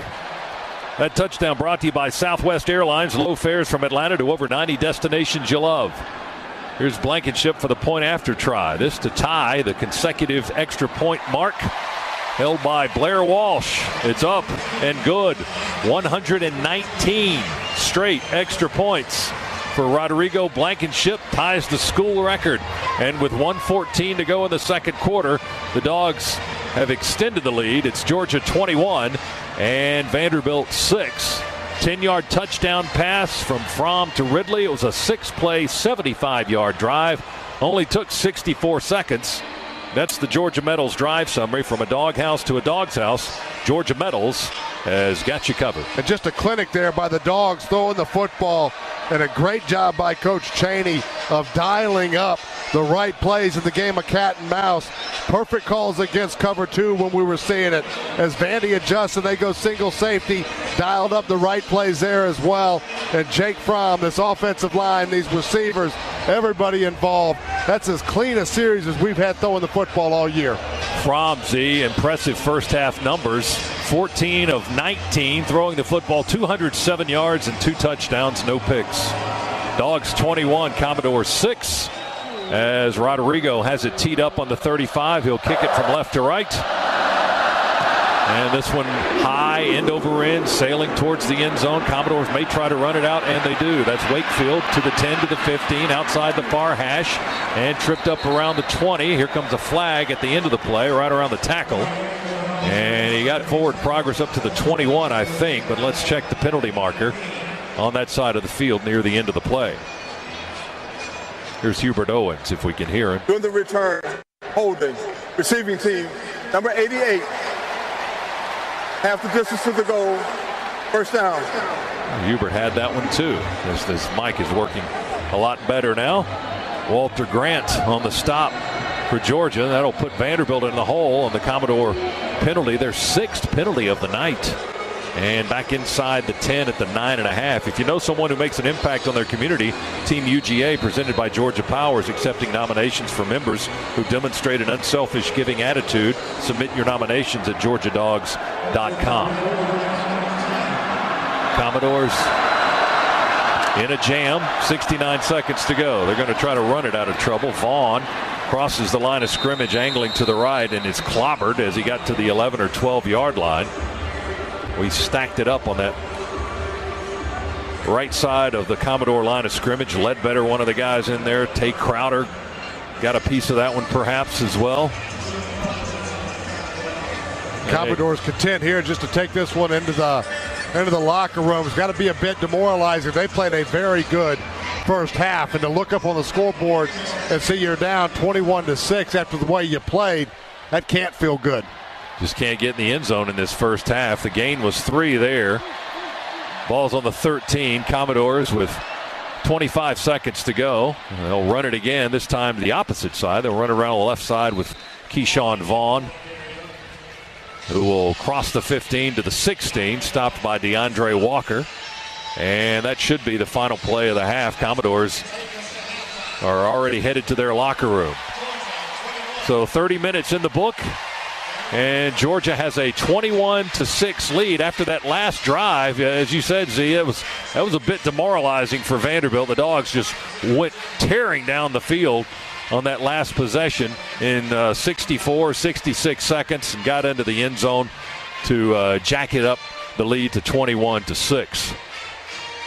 And coming up here in just a second or two, we'll chat with Coach Kirby Smart with Chuck Dowdle. It's brought to you by Delta Airlines, the official airline of the Georgia Bulldogs.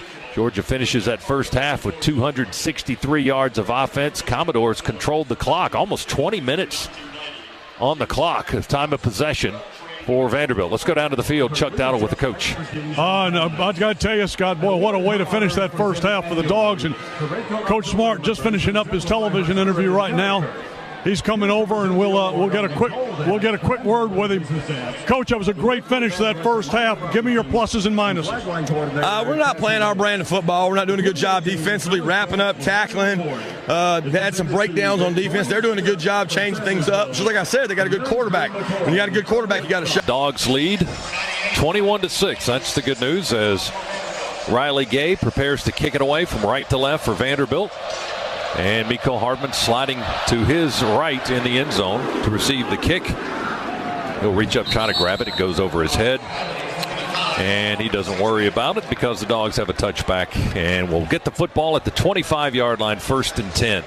Now we'll see if the Dogs can comply with part 2 of your secret plan in that first half. They executed the first part of your plan, perfectly, which was score towards the end of the half. Yeah, perfectly. Get the kickoff, score again.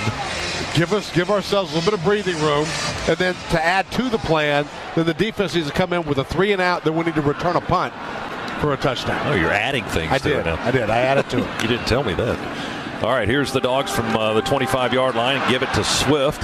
Swift will angle to the right at right guard and right tackle for 5 yards up to the 30. And stopped by the linebacker Griffin and the cornerback Williams for Vanderbilt. Gain of 5, 2nd and 5 for the Dogs. We will not huddle up. We'll just get right back to the line of scrimmage. Fromm will call the play from there. Swift starting the second half for the Dogs.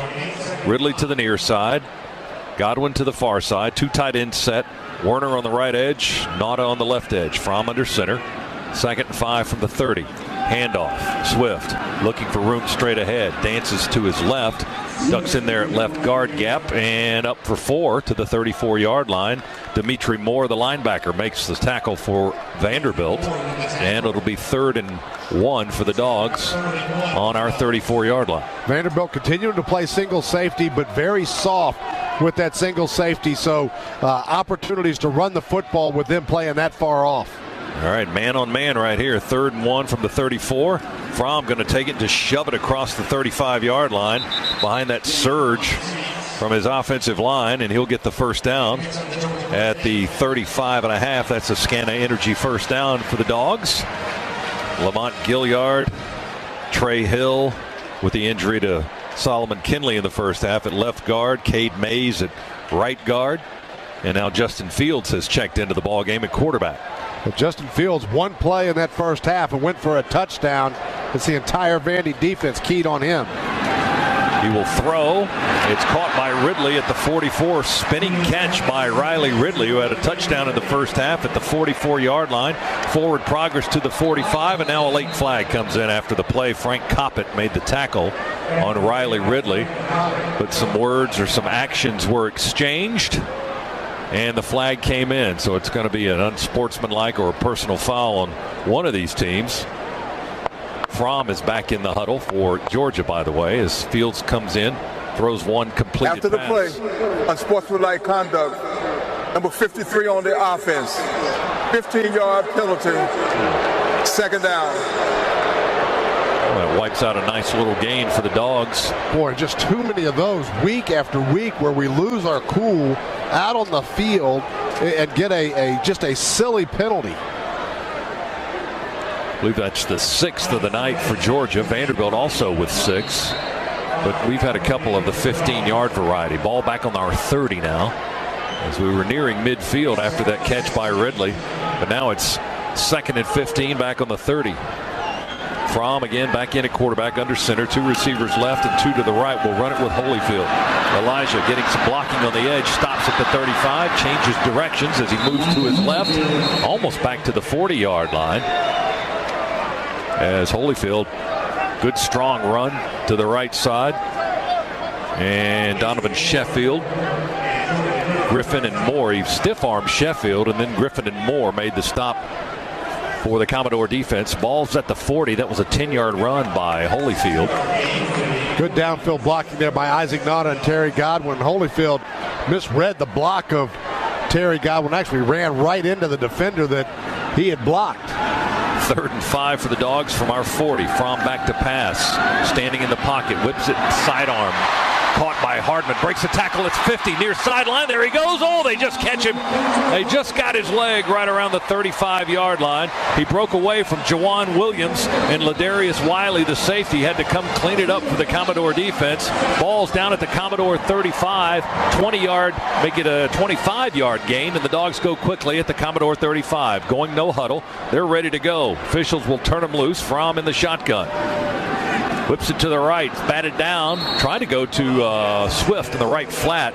But one of their big linemen, Dio Odangbo, got in there and broke up the pass for the incompletion. It'll be 2nd and 10 from the Commodore 35-yard line. Boy, if that ball doesn't get batted down, Swift is running for a while.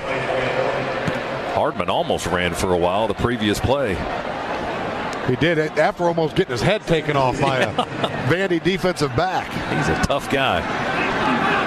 2nd and 10, Dogs on the Commodore 35. Georgia leading it 21-6. Man in motion to the near side. That's Hardman. Fromm looks to the right, whips it back to the left to Swift. Wide open the left flat. Swift 30, 25, veers in, 15, 10, 5. He won't be touched. Touchdown, DeAndre Swift. Wide open in the left flat, and he just cruises into the end zone. Fantastic read there by Jake Fromm. That was his check down, able to get it out into space. And DeAndre Swift in space. There was one Vandy Commodore that had a chance to make the tackle. Well, not really. He was actually out there, but you get one-on-one with number 7, and he is just a beast to take down. Yeah, he juked to Ladarius Wiley, Z. That was the one guy that had a shot at him, but he's picking up his shorts off the turf after that run by Swift. Fromm with another touchdown pass, and another touchdown brought to you by Southwest Airlines. Low fares from Atlanta to over 90 destinations you love. Point after try Blankenship. There's the record setter. 120 in a row on extra points for Rodrigo Blankenship. New school record and a new score. Georgia 28. Commodores 6. Third quarter. Back after this. Bulldogs Sports Network. Georgia Metals drive summary from a doghouse to a dog's house. Georgia Metals has got you covered. And then Rodrigo Blankenship with the record-setting 120th consecutive extra point to make it 28-6. He'll kick it off here as we watch it from the Piedmont Healthcare radio booth here at Sanford Stadium. Blankenship puts his right leg into this one and sends it sailing long end over end over the back line of the end zone for the touchback. The Commodores will have the ball on offense for the first time in this half, starting at their own 25-yard line. Georgia Power brings the energy for every game day and to your community too. Visit georgiapower.com/sports to learn more. Jake Fromm now with 3 touchdown passes tonight for the 4th time in his career. That matches his career high. Fromm 16 of 22, 267 yards, 3 TDs, no picks. He's got a healthy Eric Zier-like passer rating of almost 220. That's being generous to me. That's never happened. You should just say, yes, you're right, Scott. The Commodores will run the football, and they'll run it this way with Vaughn. He's running through Georgia tacklers from the 25 up across the 35 to the 38. Tyson Campbell had to make the stop in the secondary. 13-yard run by Keyshawn Vaughn, who's shown some flashes tonight, but fortunately, he'll leave the ball game right now as they substitute Blassingame to come in. Great patience right there by Vaughn. And then another great cutback. Where the Commodores have hurt us running the football is cutting back away from the flow of the play across grain. Our pursuit just has not been there consistently enough today. Ball on the Commodore 38, first down there. Man in motion across the formation to the right. Shermer back to pass. We chase him with Rochester. He'll throw it to the motion man, Chris Pierce. Caught on the far side. There's a flag down at the 38. Pierce up across the 45 on the pass reception and tackled at the 46 by David Marshall and Monty Rice. But let's check the flag. False start, I believe, is the indication. Illegal formation. Offense. 5 players in the backfield. 5-yard penalty. Still first down. That must be a point of emphasis this year because we've seen that a lot from a lot of different teams. Well, we saw, 2 or 3 of them last week from Tennessee. Yeah, on punt formations. On punt formations. We've had one tonight. That's right. So the ball back on the 33-yard line now. That wiped out a nice little gain for the Commodores. First down at 15. From their own 33. They're moving to the left. They'll run it with Vaughn, who's back in. Breaks outside at right tackle, up across the 40 and slung to the turf by J.R. Reed, the Dogs safety, a junior from Frisco, Texas. Illegal and formation. Another flag down. Offense. 5 players in the backfield. Oh, my goodness. 5-yard penalty. Still first down. I think coaches might have to go to a refereeing seminar now to find out exactly what the heck is going on. Ouch. Thanks, Hubert. Jeez. I thought he said he had it. Maybe that's what he was talking about. I've got it. Whistle in the microphone. Commodores with another penalty, and they're back on their own 28 now. Dog fans like that. They're going backwards. First and 20. 10-10, third quarter. Dogs lead it 28-6. Snap to Shermer. A little bit low around the knees. He catches it cleanly. Now he's dancing in the pocket, runs to his left and just slings it incomplete. Pinckney was over there in the area as a last resort, but nowhere near where the football actually landed. He was covered by DeAndre Baker. And the long running incompletion will bring up second down and 20 for Vanderbilt from their own 28. Yep. It was DeAndre Walker that faked like he was up on the line of scrimmage, looked like he was going to come, actually drop back into the throwing lane of Shermer, which is what caused Shermer to pull that thing down. So second long for the Commodores now. Clock stopped 9:56 after the incomplete pass. They move the tight end to the right edge as a wing. He comes back, blocks on the left side. They run it straight ahead with Blassingame, I believe, or was that Wakefield?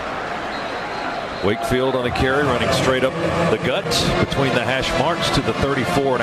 Tyler Clark with the stop. The junior defensive tackle from Americus, Georgia. Had a big defensive play in the first half, early in the ballgame. Forced the Commodores to try a field goal for their first scoring opportunity. Third down, 13 to go for Vanderbilt. Ball just shy of their 35-yard line. Vandy 2 out of 7 on third down for the afternoon. 4 receivers set, 2 to each side. Shermer in the shotgun. One back in the backfield. Shotgun snap. Shermer drops back on the 25. Throws it deep down the middle, and it's broken up, cutting in front of the play. Trying to go to Pinckney. Broken up by Mark Webb. Webb right on the logo. Just stepped right in front of Pinckney, the big tight end, and batted the ball away with his, I believe it was his left hand. Just knocked it to the turf. Great coverage there by Webb. Inside skinny post against cover 2. Great play dialed up. But Webb carried Pinckney exactly as you have to. Got his head turned around and in a position to make a perfect play. Commodores will punt it away with Parker Tomey, 6'4" graduate from Wisconsin. He'll kick it to Mecole Hardman. Not a lot of height, but a good bit of distance. Going to land on the 22 and bounce to Mecole, who fielded it at the 13. They twist him down right there. Maybe even back a yard or two. We'll see where they spot it. He fielded it on the hop. Looks like they're going to put it on the 11-yard line. He got a little bounce and roll, a 52-yard punt, -2 on the return attempt. Georgia. Oh, wait a minute. There's a flag. Another flag down back, where is it, at midfield on the far sideline. Kirby Smart here. Today's broadcast is live from the Piedmont Healthcare radio booth.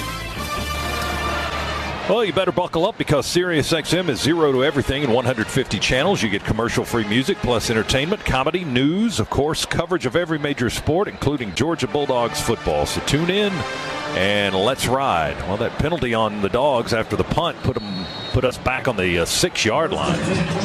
So we start in a hole. But leading 28-6, 8:57. Fields is in the ball game on this possession at quarterback. Justin Fields, the freshman from Kennesaw, will work out of the shotgun. Holyfield in the backfield with him. He stands on the 1. We'll give it to Elijah. Breaks free at the 5, 10, almost to the 15-yard line. Tumbled down there. You so quick on hitting that hole. Caleb Peart, the linebacker from Chandler, Arizona, made the stop. But almost a full 10 yards downfield to the 15. The gain is 9. It's 2nd and 1. Quick snap to Justin Fields. Will throw it over the middle. It's batted down, almost picked off by one of the linemen, I think. That looked like Drew Birchmeyer that got a hand on it and batted it away to the turf. And the incompletion will bring up 3rd down in less than a yard from the 15. Dogs probably fortunate that got batted down. I think if that would have made it all the way to his intended target, had a chance to be picked off by 2 Commodores. Holyfield comes out, Harrion in. Fields stays in at quarterback. He'll go under center this time. Robinson's in the game. He'll come in motion, and Fields will just drive behind that huge surge from the offensive line for the first down on 3rd and short. He got surge all the way up to the 18-yard line. That's a Scana Energy first down for the Dogs. We'll move the sticks. Mays and Wilson on that right side. Gilliard, the center. Boy, they just blew Vanderbilt off the ball. Boy, did they ever. Isaiah Wilson just crushed somebody. I'm not sure who it was, but that was amazing. Well, you're peeling him up off the turf. He was flattened like in one of the Roadrunner cartoons. Play fake Fields. He rolls to the near side. Will lob it to the tight end Werner. Werner catches it at the 20 up the near sideline. He stepped over a man at the 35. Keeps going. The pile. He's driving the pile himself all the way to the 42-yard line. Charlie Werner, junior tight end from Tiger, Georgia, now flags down late after the play. Boy, big Isaiah Wilson hustling downfield too, getting in on the action. Another Scana Energy first down, as Werner pushed it some 25 yards upfield. Now Hubert Owens and his crew have been busy tonight. They're wearing a hole in those pants, pulling those flags out of their pocket. Looks like some unsportsmanlikes are coming. Guys are writing stuff down on pads. That's never good. After the play was over, unsportsmanlike conduct foul. Offense, number 77. 15-yard penalty. It'll be 2nd down. Well, that's a little bit of a ticky-tack call there. Cade Mays was hustling downfield. Correction, the result of the play was the line of the game. It'll be 1st down. Cade Mays hustling down the field, getting in on the action. A block at the end of the play was right at the whistle. It didn't look late on the replay, but that's one that you don't mind. That is a hustle play, an aggressive play. Surprised that they threw the flag. Well, Cade has come out of the ball game too, and Justin Schaefer is in at right guard now for the Dogs, as the officials are trying to find placement and down and distance and all that. They brought the ball back to the 27-yard line, and it'll be 1st down there, and 1st and 10 from the 27. 7:50, clock ticking down, 3rd quarter, 28-6 Georgia. Another penalty for the Dogs. Nauta at right edge, flip-flops as the tight end. Here's Harrion on the carry around that right edge with Nauta and company blocking. He gets outside the numbers up to the 34-yard line. Cameron Tidd, a reserve lineman, makes the stop for Vanderbilt. And the gain is 7. It'll be 2nd down and 3. Good block there by Schaefer, just coming into the game, and Isaiah Wilson as well. Fields in the shotgun, takes the snap, fakes it to Harrion, and off he goes.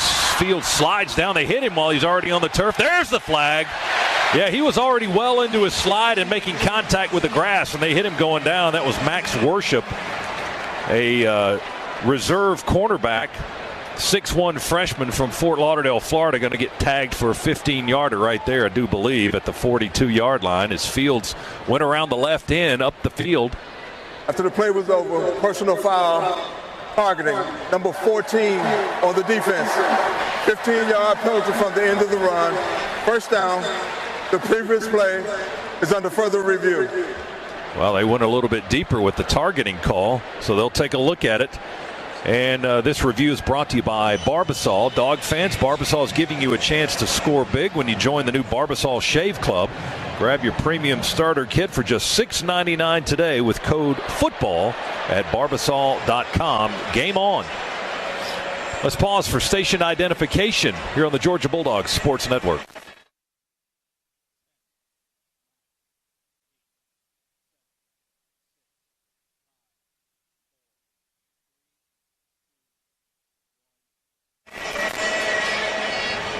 We've got a play under review after a targeting call on Vanderbilt. And Z, looking at the replay, what did you think? I don't think there's any way that's a targeting call. Now, if they wanted to call him because he was into his slide, even that would have been close because the slide was a little bit late. But it was a good tackle. I think it was Wilson that made the tackle, correct? Fields was going down. Wilson was going down with him. Didn't lead with his head. You know, his head got into the play, but it looked clean to me. Well, the penalty will stand. The targeting may be thrown out. Here's Hubert Owens with a call. After review, the ruling is that there is no targeting. Number 14 of the defense can remain in the game. First down. And that first down is presented by Scana Energy, the run by Justin Fields. Dogs have a 1st and 10 at our own 42-yard line. The gain was 8 on the run, I believe. Did they mark off? So they wiped out the penalty completely. Okay, I thought it was targeting with a personal foul. My mistake. 42-yard line, so there was no 15-yard penalty on the Commodores at all. It's just a run, 8-yard run by Fields. First down at the 42. Dogs moving to the right here in the third quarter. 2 receivers to the right, 1 to the left. Fields sets up in the pocket, wants to throw deep ball, far sideline. He's got Stanley breaking open. He had his man beat, ball out, overthrown. Jason Stanley, and Fields got hit back on the other end, lost his helmet. He was hit by linebacker Josh Smith, and he's grimacing as he comes off the field. He really let that ball fly, overthrew Stanley, who had his man beat by a couple of strides.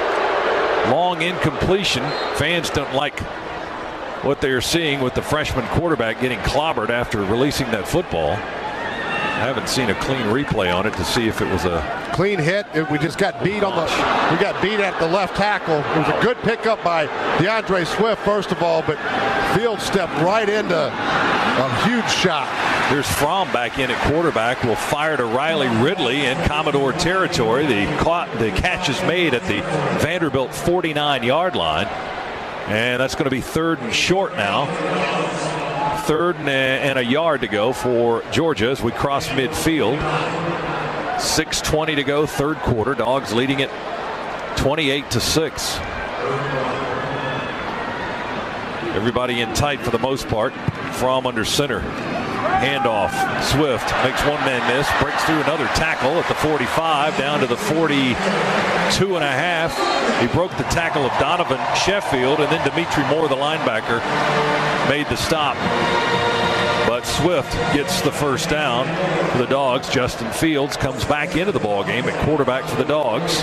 Another great push there by the Dogs offensive line. Lamont Gilliard, Trey Hill, Justin Schaefer. 1st and 10, Commodore 43. Fields will pull it down and run, angling to the left, to the 40, outside the numbers, 35, far sideline, steps out of bounds where? At the 30.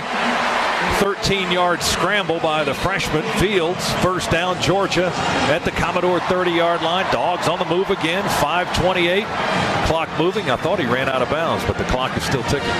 Boy, just such a threat, his ability to pull the football down and run. Commodores brought strong safety pressure. We actually picked it up, but they're huge and a lot of grass, huge hole out there for Justin Fields to run. They never stopped the clock when he ran out of bounds. So are we playing those 10-minute quarters again? Play fake. Fields, he'll pull it down and, he'll throw it. Try to go to Mecole Hardman, I think, between the hash marks around the 20-yard line. The pass is incomplete. And it'll be second down and 10 for the Dogs now. The incompletion, well, that will stop the clock. 5:04 to go, third quarter. James Cook checks into the ball game as the running back. Harrion comes out for Georgia. Just a quick slant on that last pass. It looked like Nicole geared it down just a notch, and then Justin led him as if he was going to go full speed. Cook in the game, the line of scrimmage for the first time. He'll get his first carry of the night, and he'll be wrapped up as he crosses the line of scrimmage. I don't know, he may have gotten back to the line, but no more than that. And they're going to say no gain on the play. He was stopped right at the 30. Josh Smith, senior linebacker from Murfreesboro, Tennessee, for Vanderbilt's defense. Dogs grinding some time off the clock, coming off our own 6-yard line on this possession. This will be the 13th play of the possession. 4:33 and the clock moving here in the third quarter. It's either following your plan down to the finite last details. Fields scrambles in the pocket. I thought he lost the football. They will tackle him. Fields laying on top of the tackler who's on his back. It's Josh Smith, who's starting to work his way into the radio call quite a bit now for the Commodores defense. We've called his name a handful of times as Field is dropped for a loss back on the 36-yard line, a loss of 6.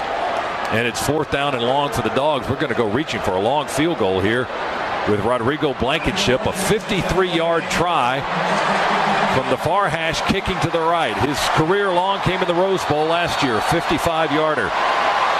Now Vanderbilt wants a time. Blankenship will go ahead and follow through with a phantom kick. Vanderbilt. Stretch the leg out. Commodores first call. time out of the half.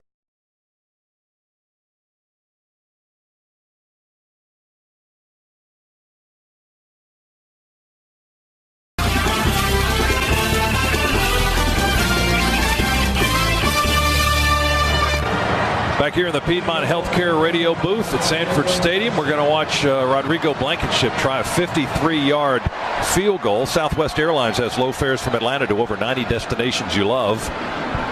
And now the center judge backs away from the ball. Nick Moore will snap it.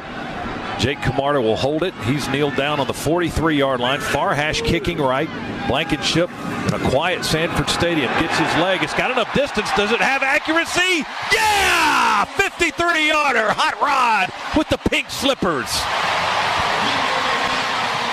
Boy, 31-6. And that had room to spare, too. 53 yards for Rodrigo Blankenship. He's now 3 for 4 from 50 yards and longer in his career. And that was another All-State good hands field goal by Georgia. And the drive took 14 plays, 58 yards.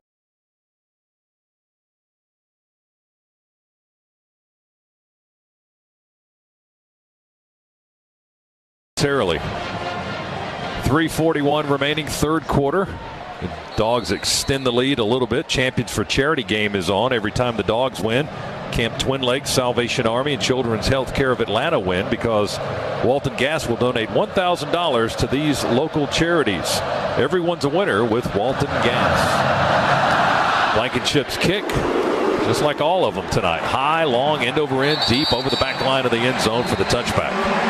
Commodores will have the ball at the 25-yard line.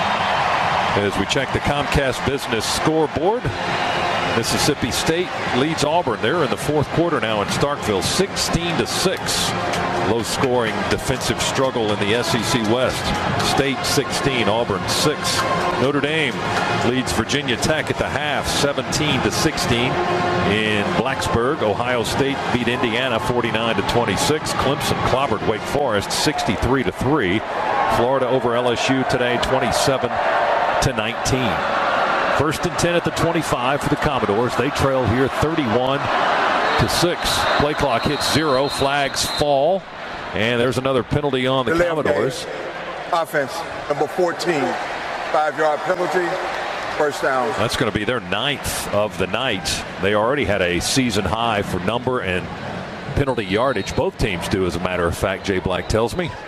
That's the 9th penalty on the Commodores, 69 yards in penalties. Georgia Power brings the energy for every game day. Enter your community too. Visit georgiapower.com/sports to learn more. Ball back on the 20 after the 5-yard walk-off. 1st and 15 for Vanderbilt. On the near hash, trying to move to the left. Shermer out of the shotgun. Quick throw. Wow. Lipscomb blown up by J.R. Reed. Oh, here comes a flag. Well, I cannot believe they're throwing a flag on that. J.R. Reed was going for the football. I'm not sure what they're going to call, but he was going for the football. He's got every right to make that play as well. There was a big collision, but nothing there was harming the receiver. Yeah, I think the noise is what drew the flag, probably, because you could hear the pads popping all the way up here.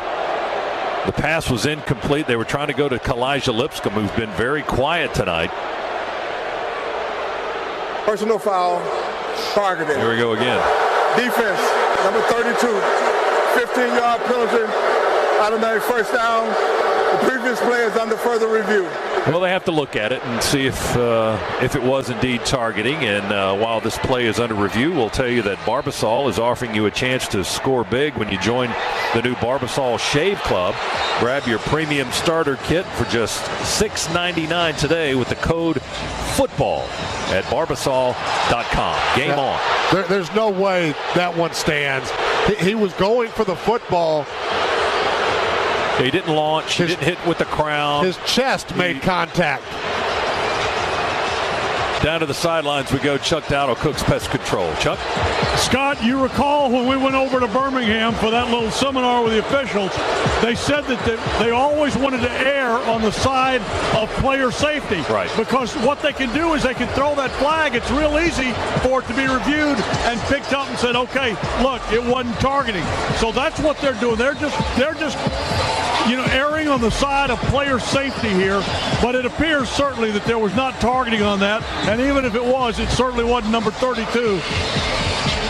Well, we've had it overturned on Vanderbilt earlier on a hit on Justin Fields. They threw the flag, called it targeting. They went to the review, went through the process, and overturned it. There was no targeting on the play, they determined. Now here's Hubert Owens with the call here. They threw the flag on J.R. Reed. And is it going to be a thumbs up or a thumbs down? Here's Hubert Owens, the referee. After review, there is no targeting on the play. It'll be second down. Number 32 can remain in the game. Number 32. It's 32 again. Maybe one of the referees has been targeted because he can't get the number right. But he said he's got it. He did say he's got it. Even after the replay, they got the number wrong. All right, so J.R. Reed's the guy in question there, and there is no question. It was a good defensive play, broke up the pass, and it'll be second down and 15 for the Commodores. Ball's on their own 20-yard line. 3:37 to go in the third quarter. This is a long game tonight. Lots of penalties, lots of stoppages. We had some injuries in the first half. Shermer in the shotgun on his 12, bounces in the pocket. Soft lob over the line of scrimmage on a short cross. He makes the catch at the 25. That's Blassingame out of the backfield. Stopped by Monty Rice and Brenton Cox for the Georgia defense. Ball's at the 27. And the gain was 7. It'll be third down and some work to do for the Commodore offense. Good job on the Dogs there, playing in a soft zone, keeping that throw and forcing that throw in front of them for them to come up and make the tackle. Kalijah Lipscomb, the SEC's leading receiver, coming in with 43 catches, has only 2 grabs tonight for 16 yards for Vanderbilt. Been a non-factor. Shermer waits for the snap with 3 seconds on the play clock. Throws in a crowded pocket and overthrows his target. That's Pierce. Chris Pierce on the far side, covered tightly by the freshman Tyson Campbell in front of the Commodore sideline. Pass is incomplete. Juwan Taylor had good pressure right up in the face of Kyle Shermer. As I said, that pocket was getting crowded in there, and he just flung it out of there to hope that his guy could catch it, but he had too much juice on it. Little X stunt there by the Georgia linebackers where they cross on their blitz to create that pressure. Commodores have their punt team on the field with 2:47 to go in the third quarter, and Mecole Hardman back at the 30. See if he gets a chance to return one. Here's Parker Tomey. Right-footed kicker will launch this one. Wobbly spiral, backing Mecole up to the 22, to the 25, between the hashes 30, to the 40, 45, runs into traffic there. But Georgia will have very good field position at the 44.5, maybe the 45-yard line. Elijah Hamilton on the tackle for the Commodores. A 45-yard punt, but a 23-yard return. So the net heavily in favor of Georgia there. They put the ball down on the 44-yard line as we come to you from the Piedmont Healthcare radio booth here in the Larry Munson broadcast suite. It was a 55-yard punt correction. And Justin Fields back in the game at quarterback for the Dogs. 1st and 10 from our 44-yard line. Georgia 31, Vanderbilt 6. Fields under center. Handoff. Swift. Big hole right side. 50 breaks a tackle. 44 breaks a tackle. 35 being wrapped up. They twist him forward to the 32-yard line. DeAndre Swift looked as good as he's looked all year long. He's running right behind Justin Schaefer and Isaiah Wilson there. Found a little bit of crease. But the way he is running, his explosiveness and quickness, looks like he looked last year. That was a 24-yard run by Swift. The stop was made by Jawan Williams, the cornerback. 1st and 10, Dogs at the Commodore 32-yard line.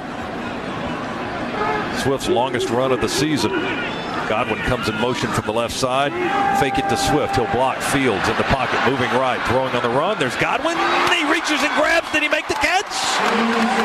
Yeah, they say at the 12. Boy, great job. He's got some magic feet if he caught that ball. Does he ever? It's like he just elongated himself on the sideline to go up and grab that and keep his feet on the ground. What did Forrest Gump say? These are my magic shoes. That might be his magic shoes right there on the sideline. Boy, what right a around catch. the 12-yard line. Holy cow.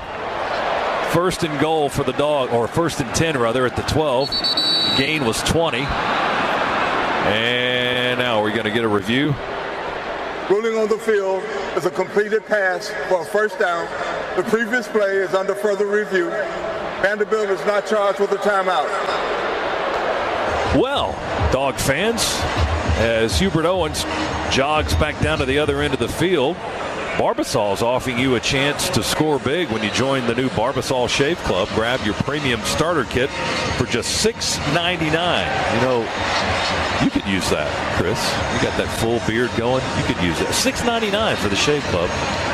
Today, $6.99 with the code football at barbasol.com. So check it out. He looks like Ender Inciarte, doesn't he? A little. We should post a picture of you, send it out on social, and take a vote. Ender Inciarte or Chris Schiavone.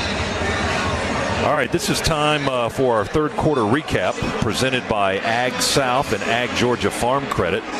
Loans for land and farm. And the Dogs have had a pretty good 3rd quarter. After review, the ruling on the field is confirmed. 1st down. Sweet. Terry Godwin with another magical catch. Got the feet inbounds at the 12-yard line. Dogs had a 21-6 lead at halftime. Georgia's put 10 more points on the board here in the second half, in the 3rd quarter rather. DeAndre Swift with a 35-yard pass reception from Jake Fromm for a touchdown, and then Rodrigo Blankenship with a 53-yard field goal. And the Dogs threatening to score more here in the 3rd quarter. 1st and 10 at the Commodore 12 as we resume play. Minute 24, clock ticking here in quarter number 3. Fields is the quarterback, and Harrion is in the ball game. Bryan gets the carry, tucks it in his right arm, runs past the 10, down to the 5. Pile moving, get him in there, get him in the end zone. Ooh, did the ball come out? The beanbag came out. Georgia says touchdown. No sign yet from the officials. Now there's the sign, touchdown. Well, Brian Harrion ran that football, but I think you have to credit the entire offensive line with the touchdown. Ruling on the field was a fumble by Georgia, recovered by Georgia in the end zone. Touchdown. Well, Harrion ended up with the football. He was the ball carrier. Did he recover his own fumble? He recovered the own fumble. Apparently, they were standing him up, and our linemen were just driving in from behind. Wow, that ball stood out for a long time. Harrion, it came out on the goal line, sat there, nobody touched it, and then Harrion got an arm on it and pulled it into his body. Boy, it sure did. It just dropped right on the goal line. Odangbo Z was just standing right above it. Didn't even look down. Nobody knew it was even out. Had no idea it was down there. And then it just rolled right into Brian Harrion's arms. And then the offensive linemen felt like they had scored that touchdown as they were the ones driving the pile from behind. And the touchdown will go on the board, and the extra point try is on the way. There's the snap and the hold. Now flags down on the extra point. Oh, my goodness. Well, the Georgia touchdown sponsored by Southwest Airlines. Offense, number 79. 5-yard penalty, but redo the try. Southwest Airlines has low fares from Atlanta to over 90 destinations you love, so they'll back up Blankenship 5 yards. He'll have to kick from the 15 to be a 25-yard extra point try. Try to make it 38-6 with 64 seconds to go in the third quarter. We're 64 seconds away from the moment I think a lot of folks are sticking around for, when we light up Sanford to start the fourth quarter. We haven't had a chance to do that all season long. The snap and the hold, the kick is away, the kick is good as Blankenship continues to add to his school record for consecutive extra points. He's over 120 and counting. 38-6 is our new score. Georgia leads. And fans, you're dedicated to your team, and Rocket Mortgage is dedicated to you, because when it comes to buying a home, the right way should be the only way. Rocket Mortgage, proud mortgage partner of Georgia Athletics. So, despite that run by Brian Herrien, the official score on the stat sheet says a 0-yard fumble return touchdown by Brian Herrien. How many of those are we going to have this year? The game against South Carolina, Baker has that deal on the interception. Dropped the ball at the 1, and Taylor ends up getting a touchdown on a 1-yard fumble return. We've got the Isaac Nauta play from last week. But he actually ran at 41 yards, but gets credited with a 31-yard touchdown. That was a 56-yard drive in 3 plays. Took 1:30 off the clock, and Herrien got the touchdown with the help of his offensive lineman. That's the Georgia Metals drive summary. From a doghouse to a dog's house, Georgia Metals has got you covered. 38-6 as Blankenship kicks it away again. Still got some strength in that leg. He bangs it deep over the right end zone for the touchback. And the Commodores will get it with 1:04 to go in the third quarter. And first and 10 at the 25 as we check the Comcast Business scoreboard. Kentucky, number 13 in the land, undefeated at 5-0, going into College Station. And they are going to overtime, tied at 14, Texas A&M and Kentucky. Here it's 38-6. No such overtime threat at this point. We've got 16 minutes still to play, however, all of the fourth quarter, and 1:04 to go here in the third. Commodores on the 25. They haven't found their way into the end zone tonight. Let's hope the Dogs can keep it that way. They'll run it with Keyshawn Vaughn, the junior running back from Nashville. Tries to veer out to the right by the nose man, Julian Rochester, and the linebacker, Jawan Taylor, at the 24-yard line, it looks like. No, they're going to put it up closer to the 27. Now, prior to that run, Keyshawn Vaughn averaged 10.4 yards per carry this evening. His gain was 2 that time. Second down and 8. Shermer in the shotgun, claps his hands, gets the snap, throws it over the middle. Caught by Lipscomb. He's clobbered crossing the middle. Tate Crowder, the former running back, likes that linebacker spot because he gets to hit people. Well, there's no doubt about that. That was Trey Ellis, excuse me, not Lipscomb. That was Ellis. And when Crowder comes up and makes a tackle, he does it with some vengeance. That's a 5-yard gain. Third down and a couple for Vanderbilt. From the 28, Shermer throws, pass broken up at the 45-yard line. Tried to go to the tight end Pinckney. Richard LeCount, the safety from Riceboro, swats it down. Incomplete. Stripped it out of the hands of Pinckney, and it's going to be fourth down. And that's going to be, well, there's 1 second left. 1 second left on the clock in the third quarter. The folks are already lighting up Sanford. They jumped the gun on that. They did jump the gun, but it looks pretty nice, doesn't it? Yeah. The lights are twinkling at Sanford Stadium. Hope somebody gets an overhead shot of this. It's a good look. Here's Tomey to punt it away. Snap is high. He jumps in the air, brings it down, kicks a line drive wobbler. That is a fair catch made by Godwin at the 21, maybe the 22-yard line. He had to back up to catch it a little bit. It'll be the Dogs' ball, and that's the end of the quarter. 15 minutes to go. after a 45-yard punt, no return, fair catch by Georgia. The Dogs will have it when we come. Proud football team playing with an awful lot of momentum. Obviously, losing to Florida this week, they're going to have their back up against the wall. You know we're going to get their best. Chuck Dowdle is on the sidelines. I don't want to leave Chuck out of the mix tonight. Dogs really racked it up and took solid control of this football game, Z, in the third quarter. 219 yards of offense in the third quarter, only 36 for Vanderbilt. We did what they did to us in the first half, which was keep the ball away from them a lot and really produce something with it. Yeah, boy, did we ever. And it really started with last couple of drives there in the first half. We have the great 2-minute drill to put points on the board, moves it to 21-6, and then just took the game over in the third quarter. Dogs on our own 22. Fields is the quarterback. Hand off to Cook. Cook with a lot of running space. Oh, he's crossing midfield. He's going to go. Look at the distance. Nobody's going to catch him. Touchdown. James Cook, the freshman from Miami, just took it almost the full length of the field. 78 yards for the touchdown. Boy, and he tight-roped the sideline. I'm not sure how he stayed in bounds. Great blocks there by Cade Mays. A great block downfield. I'm not sure who that was, that receiver, but a couple of fantastic blocks in the tightrope by James Cook. Those explosive runs that we haven't seen a bunch of. We got one there.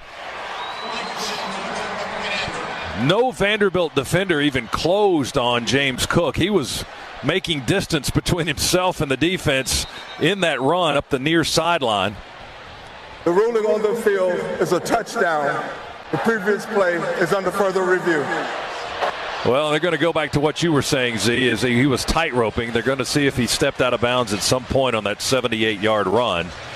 And this will take us right back to Barbasol is offering you a chance to score big when you join the new Barbasol Shave Club. Grab your premium starter kit for just $6.99 with the code FOOTBALL at Barbasol.com. Game on.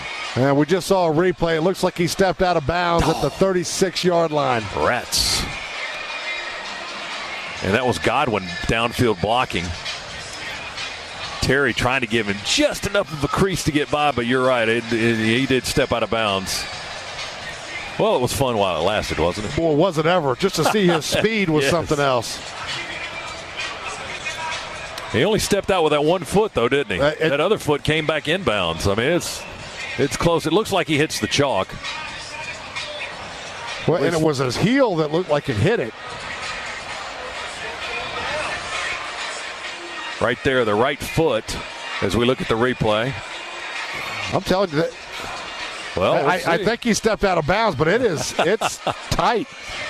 I mean, they could zoom in on that shot. We're looking on the big board right now. It looks clearly to me, anyway, like half his foot might be out of bounds on the white on the Georgia sideline. Texas A&M wins in overtime on the Comcast Business scoreboard, 20-14 over Kentucky. So there are two undefeateds left in the SEC, right? Georgia and Alabama. Is that it? Everybody else has at least one loss now. They're still reviewing the run by Cook here to see if he was out of bounds and where to spot the football. Assuming that he did step out of bounds, which it looks to me like he did, but that's not official yet. Georgia Power brings the energy for every game day and to your community too. Visit georgiapower.com/sports to learn more. Here's Hubert Owens with the explanation. We hope. No, he's going to put the headphones back on. He had taken them off, taken off the headset, handed it back to Derek Floyd down there, who's the SEC official. And then he took them back and put them back on for further instructions. Replay booth official tonight is Steve Landis up here in the booth, and then the collaborative effort is going on over in Birmingham with three officials over there. Here's Hubert Owens with the call. After review, the ruling is that the ball carrier stepped out of bounds at the minus 44-yard line. It'll be 1st and 10 for Georgia. Please reset the game clock to 14 minutes, 55 seconds. Well, it wasn't a 78-yard touchdown run after all. It was a 22-yard run to the 44. Not quite as fun, but still productive. Boy, but you just see the talent and the speed that young man has got. He got into the open and was just he left everybody in a vapor trail. He did. You're right. Like I said, nobody closed on him. I mean, it was not even close by the time he got to the end zone. All right, I formation. Fields is the quarterback. And they got Ford in there as a fullback, the tight end. Here's Cook again with another try. Runs straight up the middle this time behind blocking from Hill and others. And into Commodore territory at the 45.5. Dimitri Moore, the linebacker, had to make the stop. But he'll get about 10 yards on that run and a first down as the Dogs start to wear down Vanderbilt here with 14:23 to go. Clock ticking. Dogs 38, Commodores 6. They're on the Vanderbilt 45. Here's Cook again, angling to the left, outside at left tackle. He's going to be stopped at the 41 by Jordan Griffin, the inside linebacker from Tampa, Florida, a senior, leading tackler for the Commodores so far this season. He got 4 more to the 41-yard line. Second down and 6 for the Dogs. Dogs taking their time now, trying to chew up some clock. We've seen this throughout the year. We saw it all last year. Turn it over to your offensive line in the fourth quarter and just wear them down. Out of the eye, Luke Ford, the tight end, is the fullback. Cook is the tail. Fields takes the snap, hands off to Cook. He covers the ball, breaks through the hole, tries to get outside the numbers near side. Outside the 30, down to the 26 before they sling him down. Ladarius Wiley, Juwan Williams. He got into the secondary, getting into that second level, but Cade Mays opened up a little bit of a crease for Cook, and he hit it pretty fast down to the 27-yard line, a gain of 14. Boy, did he ever. Nice lead block there by Ford as well. Our offensive line is Wilson and Schaefer, Jamari Salyer, Trey Hill, and Cade Mays. Not how we started the game, but showing off some of our depth at this point. Solomon Kinley was injured in the first half, has not returned. Here's Cook again, getting another carry. Kind of stutter steps and jitters a little bit in the backfield and finally pokes his head down inside the 25-yard line to the 24. Birchmeyer, the middleman of that defensive front for the Commodores, makes the stop after a 3-yard gain. Second down and 7 from the 24-yard line. And they might be telling Justin Fields to hand that football off no matter what. He's had a couple of options there that he could have pulled it and run for days. Mays comes out of the ball game at left tackle. Kendall Baker comes in, and now Matthew Downing, the number 3 man, is in at quarterback. Walk on from Alpharetta. I formation. Prather Hudson is the tail. He'll get the carry. Runs straight ahead. They drive the pile down inside the 20, maybe to the 18-yard line. Hudson with his first carry of the night. And the results are still good in the positive way. Close to a first down, but not quite. About third and a yard and a half. Down to the 18-yard line. That was a 6-yard run by Hudson, who's from Columbus, Georgia. This offensive line, even with reserves, just taking this football game over, breaking the will of the Vandy defense. Dog fans starting to stream out of Sanford Stadium after the light-up fourth quarter. Start to head for the exits. It's kind of quiet in here. Need some noise. Play fake Downing. Pressured. Throws on the run. Caught by Jackson Harris, the tight end, at the 15. He just snatched that thing right out of the air. He angles to the right. Hit low out of bounds at the 5 or 6 yard line. Donovan Sheffield made the tackle. But Jackson Harris with his first catch this season down to the 6. That was a good catch and run by the veteran tight end. And it was a good throw by Downing, too. Had a Commodore right in his face. Maybe even grabbed his face mask, but able to deliver that one where Jackson Harris could catch it and run after it. 12-yard gain, first and goal Dogs on the Commodore 6. Far hash moving left. James Cook back in. Downing will remain the quarterback. Matt Landers is in at a receiver spot. He's in tight on the right edge. Trey Blunt is in tight on the left edge. Out of the eye. Cook takes the handoff. They hit him at the 6. Kind of pull his arm away. Hangs onto the football and dips his shoulder and drives to the 4. Owen Condon has checked into the ball game as well. One of our freshman offensive linemen. Well, we're getting everybody in the game now. The gain was a couple to the 4. Second down and goal from the Commodore 4-yard line. Clock ticking at 10:23. Cook getting winded, got his hands on his hips. He's done a lot of the heavy carrying, heavy lifting on this possession. Again, Matthew Downing is the quarterback. Vanderbilt. And the Commodores will ask for The second time out of the half. 10:15 to go in the game. Georgia 38-6, leading this contest over Vanderbilt, but threatening more. We'll see if they can get Scott Howard with you. Georgia leads at 38-6. The Dogs are working in the Massey Ferguson red zone. Experience the compact utility tractors that will take you through the season strong. Inside the 5 at the 4.5. Dogs huddle up at the 10. Clock at 10:15. Matthew Downing is in at quarterback. He's the third quarterback used by the Bulldogs tonight. And Cook is offset to his left in the backfield. Downing works out of the shotgun. Harris moves from left to right at tight end. Snap is high, knocked to the ground, and Downing catches it on the bounce and then recovers it tumbling down back at the 11-yard line on the far side of the field. He and Cook may have bumped into each other. The snap was a little bit high. Downing did a good job to get his hands on it. The ball hit the turf, bounced right back to him. But we lose yardage back to the 11-yard line. Yeah, Cook tried to get his hand in there a little bit, I think trying to help out, and actually knocked the ball out of Downing's hands. The center is Trey Hill. The guards are Schaefer and Salyer. And then the tackles are Baker and Condon.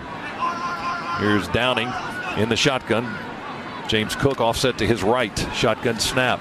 Downing to throw. Fade route. Left corner. Caught but out of bounds, I think. Yeah, and into the hedge and almost threw it over the hedge. Oh, my goodness. Kieris Jackson caught the ball but almost came through the hedge on this near side. Well, the fans there exiting the stadium got a bit of a thrill because all of a sudden here comes this big red helmet flying through the bushes. They may not like me saying bushes. The hallowed hedges, excuse me. Good correction there. Yes. Good correction. I'm glad. There's a fence that runs between the hedges there. I hope Kieris knew that when he dove into that. Yeah, he found out in a hurry because that fence, that chain link fence, which is covered up. Yeah, it caught him around the hips. So we're going to have to try a field goal now as the pass was incomplete. He was out of bounds when he caught it. From the far hash kicking to the left, this will be a 28-yard try for Rodrigo Blankenship. The kick is high and in the air and in the net. It's good. Another field goal by Blankenship. That's another All-State good hands field goal, and it puts Georgia over 40 once again this season. It's Georgia 41 and Vanderbilt 6. 9:22 to play in the ball game. It's all Bulldogs tonight on Homecoming on the Georgia Bulldogs. Here. Today's broadcast is live from the Piedmont Healthcare radio booth. Dog fans, whether your favorite seat is right on the 50-yard line or comes with a bird's eye view, head to StubHub, grab 100% verified tickets so you know you'll get in. StubHub's been getting fans into the game for over 17 years and is the official fan-to-fan ticket marketplace of the Georgia Bulldogs. StubHub, be there. Dogs scoring drive, 11 plays, 67 yards, 5:38 off the clock. The points from the leg of Rodrigo Blankenship once again, 28-yard field goal. That's your Georgia Metals drive summary. From a doghouse to a dog's house, Georgia Metals has got you covered. 41-6. Dogs laying it on thick and heavy on the Vanderbilt Commodores on homecoming night as Blankenship's kick sails into the end zone and over the back line again for a touchback. And the Commodores will trudge out once again to the 25. First and 10, they'll have it. And you can schedule your next visit with a new online booking tool at piedmont.org/UGA. Piedmont Healthcare, the official healthcare provider of the Georgia Bulldogs. 9:22 remaining. 41-6 Dogs. Shermer in the shotgun. Vanderbilt quarterback going to hand it off to Vaughn. Vaughn gets by Malik Herring, who was being blocked on this near edge, and up to the 30, almost to the 30, about a 4-yard run to the 29 is where they'll spot it. And let's see, we got a lot of substitutions on defense. We've got Mikhail Carter in there, Big Jordan Davis back in the ball game, Malik Herring, Robert Beal at one of the linebackers, William Poole's in there as one of the secondary men, Webb's at one corner, Eric Stokes at a corner, Quay Walker's a linebacker, Channing Tyndall is a linebacker. Second and 6 rather for the Commodores from their 29. Trying to move to the right, working from the near hash. Not much pressure on Shermer. got plenty of time to throw, and he does throw, and the pass is caught by Chris Pierce at the 34. Webb makes the tackle for the Georgia defense. And it's not quite a first down, but it's 3rd and 1. Well, and for this Vandy offense, it held the ball almost 20 minutes in the first half. This is unfamiliar territory, being on the field. Time of possession here in the second half, right around the 5-minute mark. There was a 5-yard gain on that pass from Shermer. 3rd and 1 from the 34-yard line of Vanderbilt. Commodores stack 3 men out to the left, 2 to the right. They go with an empty set. Shotgun snap. Shermer with time had a man in his face coming up the middle of the line, but he gets the pass off and completes it to C.J. Bowler, the freshman receiver. Runs from right to left on a crossing route, makes the catch, and is stopped by Otis Reese at the 45-yard line.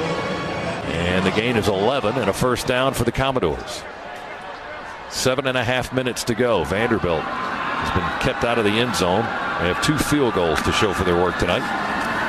Shermer will hand it off to Wakefield. Jamari Wakefield fights through blockers and tacklers to the 48-yard line. Robert Beal, a redshirt freshman linebacker from Lawrenceville, makes the tackle. And it's a gain of 2.5, almost 3. Commodores 2nd down and 7 coming up. Shermer back to pass with time from the pocket. Launches one far sideline. Man-to-man coverage with Stokes. And Donovan Tennyson was the intended target, but Shermer's pass overthrew everyone. Incomplete down around the 10-yard line. Tennyson had about a half a step on Stokes for a split second, and Stokes closed it quickly. Shermer tonight now 14 of 27, 169 yards. No touchdowns, no interceptions. Jake Fromm's night, very impressive. 17 of 23, 276, and 3 touchdowns. And Fields played a pretty good bit too here in the second half. Here's Shermer in the pocket, now flushed out, curls around the other way, being chased by Adam Anderson. He just chunks it over the side, off to the left, over the Vanderbilt bench, out of bounds. And he comes up hobbling a little bit. Adam Anderson gave him good chase. The freshman linebacker was in hot pursuit. Boy, did he ever. Fought off a block of the tackle, able to get outside of that, and then still enough juice in the tank to chase Shermer down. Vanderbilt sends on the punt unit on 4th and 7, and here's Godwin running out there a little bit late to receive the kick. He's going to hover around the 10-yard line. Here's Parker Tomey to kick it again. Sideways punt. Now it flips end over end. Godwin makes the fair catch around the 10 or the 11-yard line on the near hash. 6:37 to go in the ball game. Another timeout here in the 4th quarter. It's Georgia 41, Vanderbilt 6. Back in a moment. Bulldogs Sports. And checking the Comcast Business scoreboard, Mississippi State has defeated Auburn. That's the final now, 23-9. Auburn never got in the end zone. Number 8 Auburn goes down tonight. Number 13 Kentucky loses at Texas A&M in overtime. Number 22 Florida beat number 5 LSU in Gainesville. South Carolina was a last-second winner over Missouri and Columbia, 37-35. Alabama clobbered Arkansas. Those are some of the other SEC scores on the Comcast Business scoreboard. Dogs are on their own 10-yard line here as Matthew Downing remains in at quarterback. Out of the I formation, here's Prather Hudson at right tackle. He will have a little bit of a hole, a little bit of a seam quickly from the 10 to the 20, angling this way, and they wrap him up around the neck to try to sling him out of bounds, twist him out at the 21-yard line on the near sideline, but it's 10.5-yard gain, first down for Hudson out of Columbus, Georgia. Clock continues to move, 6:13 and ticking. Georgia's inflicted quite a bit of damage on the Commodores tonight, 41-6. Owen Condon in at right tackle. Jamari Salyer, Trey Hill, Warren Erickson, Kendall Baker. That's our line. Hill is the center. And Salyer and Erickson are the guards. Condon and Baker the tackles. Here's Hudson again. Starts at left guard and left tackle. Tries to slide to his right towards the middle of the line and gets swallowed up right at the line of scrimmage. Caleb Peart and Stone Edwards, a reserve defensive lineman, making the tackle for the Vanderbilt defense. Dogs now up to 560 yards of total offense, 341 through the air, 219 on the ground. Pretty much have done whatever they've wanted to on this side of the football. Yeah, a sizable chunk of that coming here in the second half, especially in the third quarter. Georgia racked up 219 yards of offense in the third quarter alone. Commodores only had 36. That's when Georgia really took over this ballgame. Out of the eye, here's a handoff to Ian Donald McIntyre, his first carry of the night. And he gets around the right edge across the 25 up to the 29-yard line. Alston Orji, a freshman linebacker from Rockwall, Texas, makes the tackle. One of the guys in on the stop in white jerseys. And McIntyre up close to the 30-yard line. Yeah, nice sidestep there by McIntyre at the line of scrimmage. Found himself a little bit of running room there. We've gone deep into the roster here for the final 5 minutes. 4:26, clock moving. Dogs taking their time. Third down and a couple. 3rd and 2 from our 29-yard line. Downing loses the snap. It was high, picks it up, and will fall to the turf back at the 21 or 22-yard line. The snap was high. It was shooting upward as he jumped in the air, kind of slid through his hands as he raised both of his arms to catch the football. Kind of got through his hands, hit the turf. He picks it up on the bounce, but then falls to the turf at the 22. And it'll be 4th down now as the Dogs lose a few yards back to the 22-yard line. They'll have to send on the punt unit with 3:47 to go. Yeah, it's the second high snap from Trey Hill out of shotgun. That one not terribly high, but right at the top of the helmet that Downing just couldn't control. Here's Camarda's kick. Going to be taken by Ellis at the 37. We trip him up there. He falls forward, stumbling, keeping his hand on the turf for balance. Up to the 42-yard line. I think it was Cook that made the contact. The punt was 41 yards. The return was 7. And we got a flag down at the 22, back on the right end of the field. So illegal formation. Second. Kicking team. 5-yard penalty added to the end of the run. 1st down. So the Commodores will have the ball after a timeout with 3:28 to go. It's 41-6. All Bulldogs tonight here in Athens. Back in a moment on the Bulldogs Sports Network.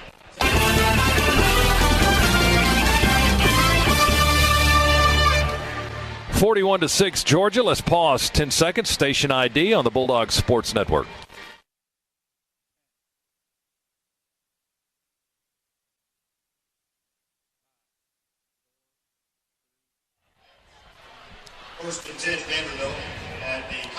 Commodores are on their own 47 to start this possession, and Mo Hassan has come into the ballgame at quarterback. Redshirt sophomore. They'll run it with Josh Crawford, a junior from Montgomery, Alabama. There's a flag on the play at the line of scrimmage. Dogs may have been offsides. Yeah, that's going to go against Georgia. Offside. Defense number 10. 5-yard penalty. Still 1st down. That's the 11th penalty on the Dogs tonight. Going to put us right at 100 yards in penalties. That's not going to make people happy. No, it's not. Definitely something you want to clean up, especially as you get into the real meat of this schedule with LSU coming up, Florida with a big victory today. Auburn on the horizon, Kentucky on the horizon. Hassan, the quarterback, takes the shotgun snap, hands it off to Crawford. He plows straight ahead, close to the Dogs' 46-yard line, gain of a couple. Right now, you can come in and get exceptional offers on all BMWs in stock. Visit one of the Atlanta area BMW centers today for test drive. Proud to be the official luxury vehicle of Georgia Athletics. Visit BMWATL.com for more offer details. They might be closed right now, so you might want to wait until tomorrow to go find that test drive, but make sure you do that. Commodores on the 46-yard line of Georgia. 2:23, clock moving. 41-6. Dogs have kept the Commodores out of the end zone all night thus far. Snap is a little bit high in the shotgun. Hassan brings it down, hands it to Crawford. Crawford angles to the left behind left tackle and a little bit deeper into Georgia territory to the 42. Malik Herring, Jordan Davis on the stop. Some of the reserves in the ball game for the Dogs defense. Adam Anderson has checked in as well. We got Nate McBride in at one linebacker spot. Channing Tyndall, Anderson, getting some snaps here late in the ball game in this SEC contest. Shotgun snap. Commodores quarterback clobbered as he throws the football, and it is broken up, but a flag on the back end. That's going to be interference, I guess, on Georgia. Malik Herring just clobbered Hassan, just drove him into the turf as he was throwing the football. Donovan Tennyson was the target, the deep ball down around the Dogs' 10. Defense, number 8, 15-yard penalty, automatic first down. And they got the flag on D'Angelo Gibbs. And Gibbs was in perfect position, just ran right through the Vandy receiver. A 15-yard penalty on the Dogs. Put the ball on the Georgia 28-yard line. You know that Georgia sideline doesn't want to give up a touchdown here. 1:38 to go in the ball game.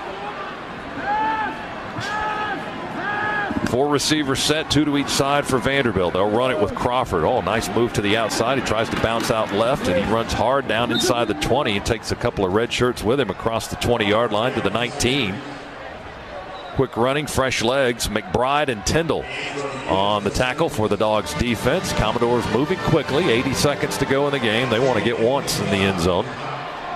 Hassan will hand it off to Crawford. He'll run to the right side this time, but he'll be stopped as he crosses the line of scrimmage. Anderson and McBride and Mikhail Carter on the stop at the 17-yard line. Gain of a couple, but it's a first down for Vanderbilt. And after that penalty, a little more urgency here. You're right, Vandy playing for pride right now, wants to find pay dirt. 55 seconds to go. They snap it to Hassan. He'll throw it right side, and it's caught by Crawford. He's a one-man gang for Vanderbilt. Tyndall missed the first tackle at the 16, but then chases him down at the 12. Adam Anderson helped out on the stop at the 12-yard line. Clock continues to move. 35 seconds to go. Ball is on the Dogs' 12-yard line, maybe the 13. We'll see. Yeah, about the 12 on the near hash. Everybody ready up to the line. There's the snap. Mo Hassan, the reserve quarterback, throws it to the right side, finds one of the tight ends inside the 5, is Sam Dobbs. And they pick up his leg and drive him back. He never went to the turf. He got to the forward progress, might be the 3 or the 4. It's a third and final timeout of the half. Commodores stop the clock. This is a 30-second timeout. With 14 seconds to go in the ballgame. They want to get in the end zone. They've got a goal to go on the 3-yard line. Well, no doubt about that. Great open field tackle there by Otis Reese. Was one-on-one and able to lift up Crawford until the cavalry got there. It's time for our Nissan SAC update. SAC's update brought to you by Nissan Intelligent Mobility. Now the most exciting tech you own is in your driveway. Not a lot of sacks on either side tonight. Georgia has one, and the Commodores have one. There was a lot of passing, but neither team really got to the quarterback a lot. And our fourth quarter recap is presented by Ag South and Ag Georgia Farm Credit. Loans for land and farm. And the best recap I can tell you is that the Dogs have dominated the second half, and they lead it now 41-6. Georgia scores in the fourth quarter, just a Rodrigo Blankenship of field goal of 28 yards. They capped a 67-yard, 11-play, 5.5-minute drive. And now the Commodores with 14 seconds left, goal to go inside the Georgia 5, trying to get in the end zone for the first time. Hassan with a long fade route to the left is incomplete. Oh, here come flags. He threw it behind the intended target. And it was Poole in coverage in that far left corner, trying to go to Donovan Tennyson. Pass interference. Defense, number 31. The foul occurred in the end zone. The ball is placed at the 2-yard line. First down. 9 seconds to go. 12 penalties on the night for the Dogs. 114 yards. Just an ugly number right there. Well, there's nothing good about that, and a lot of them just bad penalties. That ball was not going to be catchable. We were in good position. No need for it. They'll run it with Crawford straight ahead. Did he get into the end zone? He runs straight ahead. Touchdown. Yeah, Commodores get there with 2 seconds to go. And the remaining crowd here at Sanford Stadium booing Vanderbilt with 2 seconds as they plow their way with Josh Crawford, a 5'10 junior running back from Montgomery, Alabama, got the 2-yard run into the end zone. You got to review it. 2 seconds remaining. They're giving the Commodores a TD. Crowd didn't like what they saw on the video replay. It's 41-12. Here's a point after try by Riley Gay. They're going to let it ride. The snap and the hold, the kick high and up between the posts and good. 2 seconds left.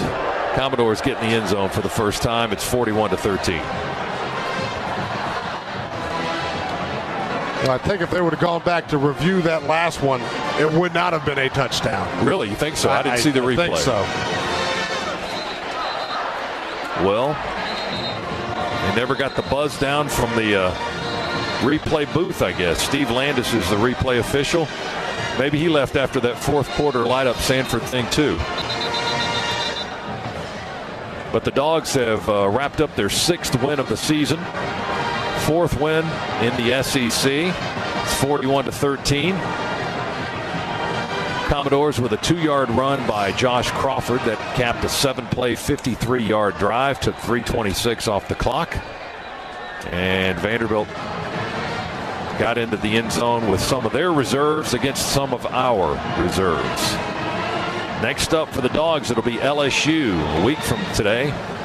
Be a 3:39, I believe is the official kick time. 2:39 Central Time. We'll be in Baton Rouge, Louisiana for the first time in a while, in what, a decade, I think. Take on the LSU Tigers, yeah. Gay has it teed up on the 35. Here's the kick. High, hanging, end over end. And Kieris Jackson is the deep man. He'll let it land over his head. It bounces off the turf and hits the upright. And it's a dead ball. Touchback. Dogs will have it on the 25. They'll snap it once and we'll head to the house. 2 seconds remain in the ball game. And Georgia has a 41-13 lead. Matthew Downing will finish the game at quarterback for the Dogs. Trey Hill will make that one snap at center. And the Dogs will start planning for LSU. At the 25, victory formation for the Dogs. There's the snap. Downing takes it, touches the knee. That's your ball game. Dogs have won 6 straight now. They remain undefeated in SEC play. Second-ranked Georgia, a winner over Vanderbilt tonight by a score of 41-13.